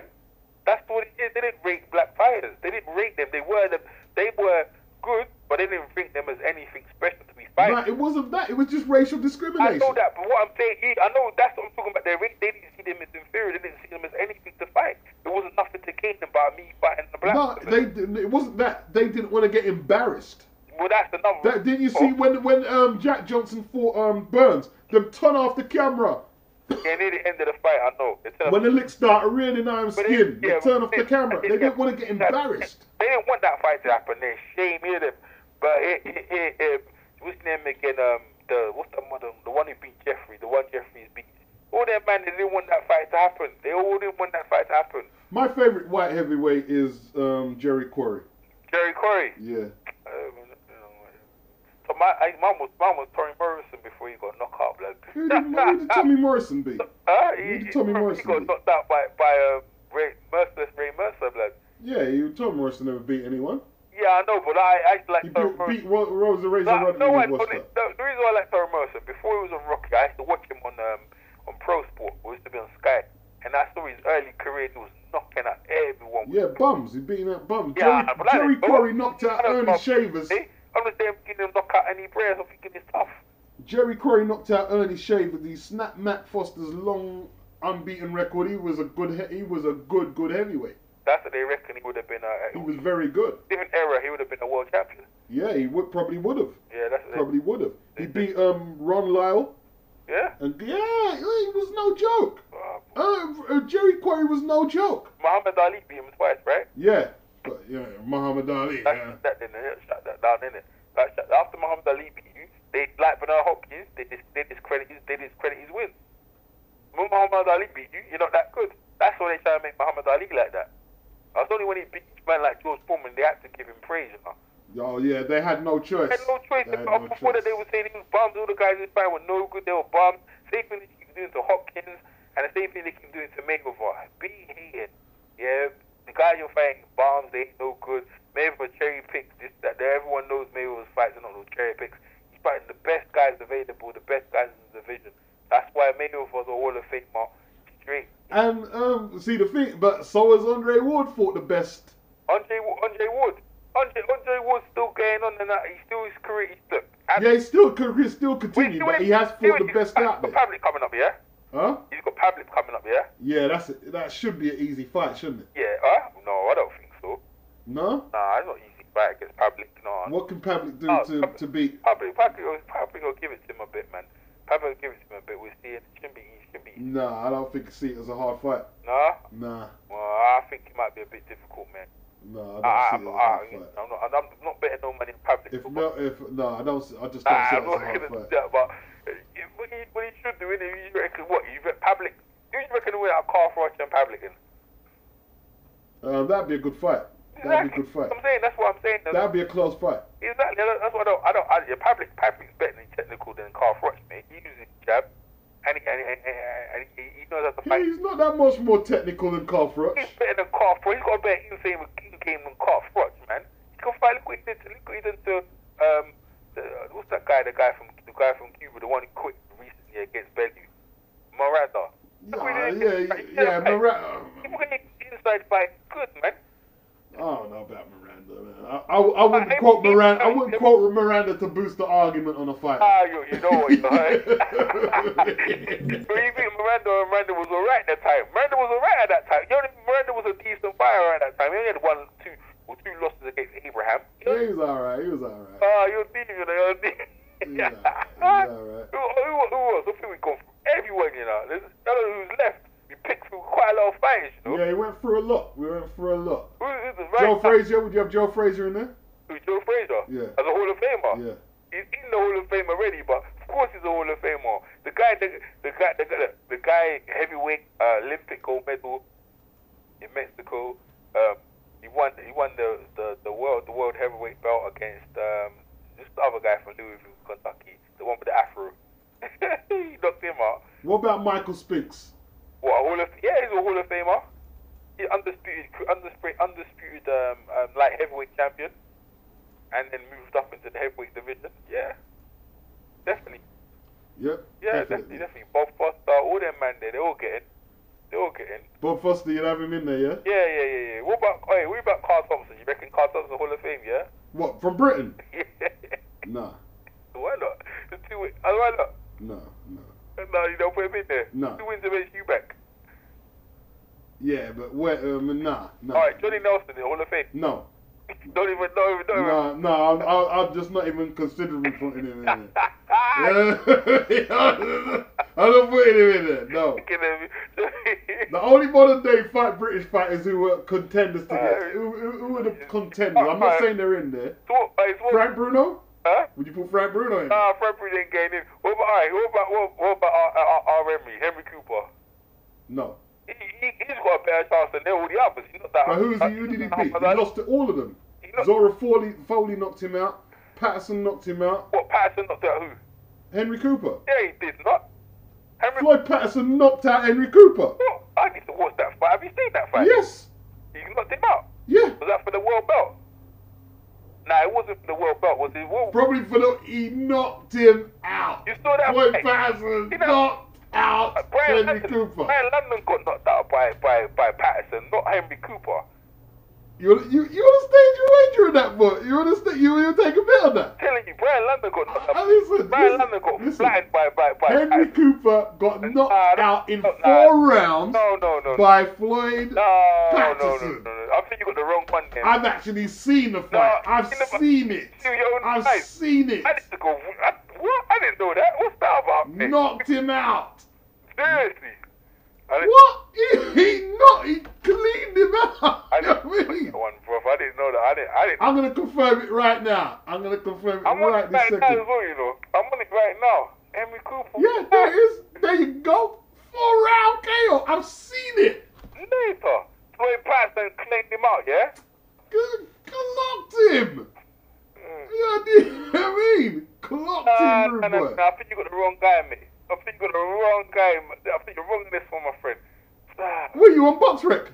I'm on YouTube. I'm on BoxRec, rude boy. Oh. 4th round KO. Is it there? Yeah. 4th round I've seen it. I've seen it on TV. They showed it on ITV. Oh, dear. I've seen it. I've seen it several times. They ain't even got it. They ain't got it on thing. Yeah, they didn't even put it on YouTube. Because it's so bad, it must be pretty bad. Knocked him out. Zora Foley knocked him out. He's lost on points to guys like Joe Erskine, Inga Mario Hankson, and the fight my dad always talks about is Joe Bygraves, the Jamaican guy. Knocked him out in 9 rounds, and he was a big underdog. Bygraves knock him out and up. Wow. What? Hey, I've got the fight, mate. I'm gonna watch. Go watch that. Go watch that. Yeah, I'm gonna watch that. Zora Foley knocked him out as well. Yeah. Some other European guy knocked him out here. Listen. I'm gonna watch that. I didn't know that, now. But this is where my knowledge gets left hanging here. You got me now, right? Oh, yeah, I know all that shit there, I never got cleaned up. That's as far as I go, but I never really go in there too. Yeah, Patterson, you know what I mean? Alright, this is good. I'm learning something. Patterson took him out. Patterson took him out, man. I'm learning something. Oh, days, mate. Alright. Alright. Listen, we're going to wrap this one up, yeah? Alright then, mate. It was a great debate. Well, I'm looking forward to the next one. Next time we talk, we need to go through hey, we need to go find the list of the Hall of Famers, and we need to go through them, and we can discuss and debate whether we feel they deserve to be in the Hall of Fame. All right. What eras are we? What category? We go for just basically the topics that we feel at the time. So obviously, with the people listening, that we can dispute whether why did they put them in the Hall of Fame, and maybe we can argue for and against. All right. Well, I'll tell you what then. Let's put the challenge to the commenters to put some people who they want discussed. Yeah. So I mean, it's up to you guys here. I mean, if you're interested, just put some names down who you think should be in there and shouldn't be in there. Yeah, definitely. And we're going to debate your comments, and we'll definitely mention your name. Yeah. And what your opinion and take on it is. Yeah. So till then. All right then. Yeah. Well, thank you, Boxing Rhymes and Beat, and off to the next one. Yeah. All right, Errol. All right. Take care, bro. All right. Peace.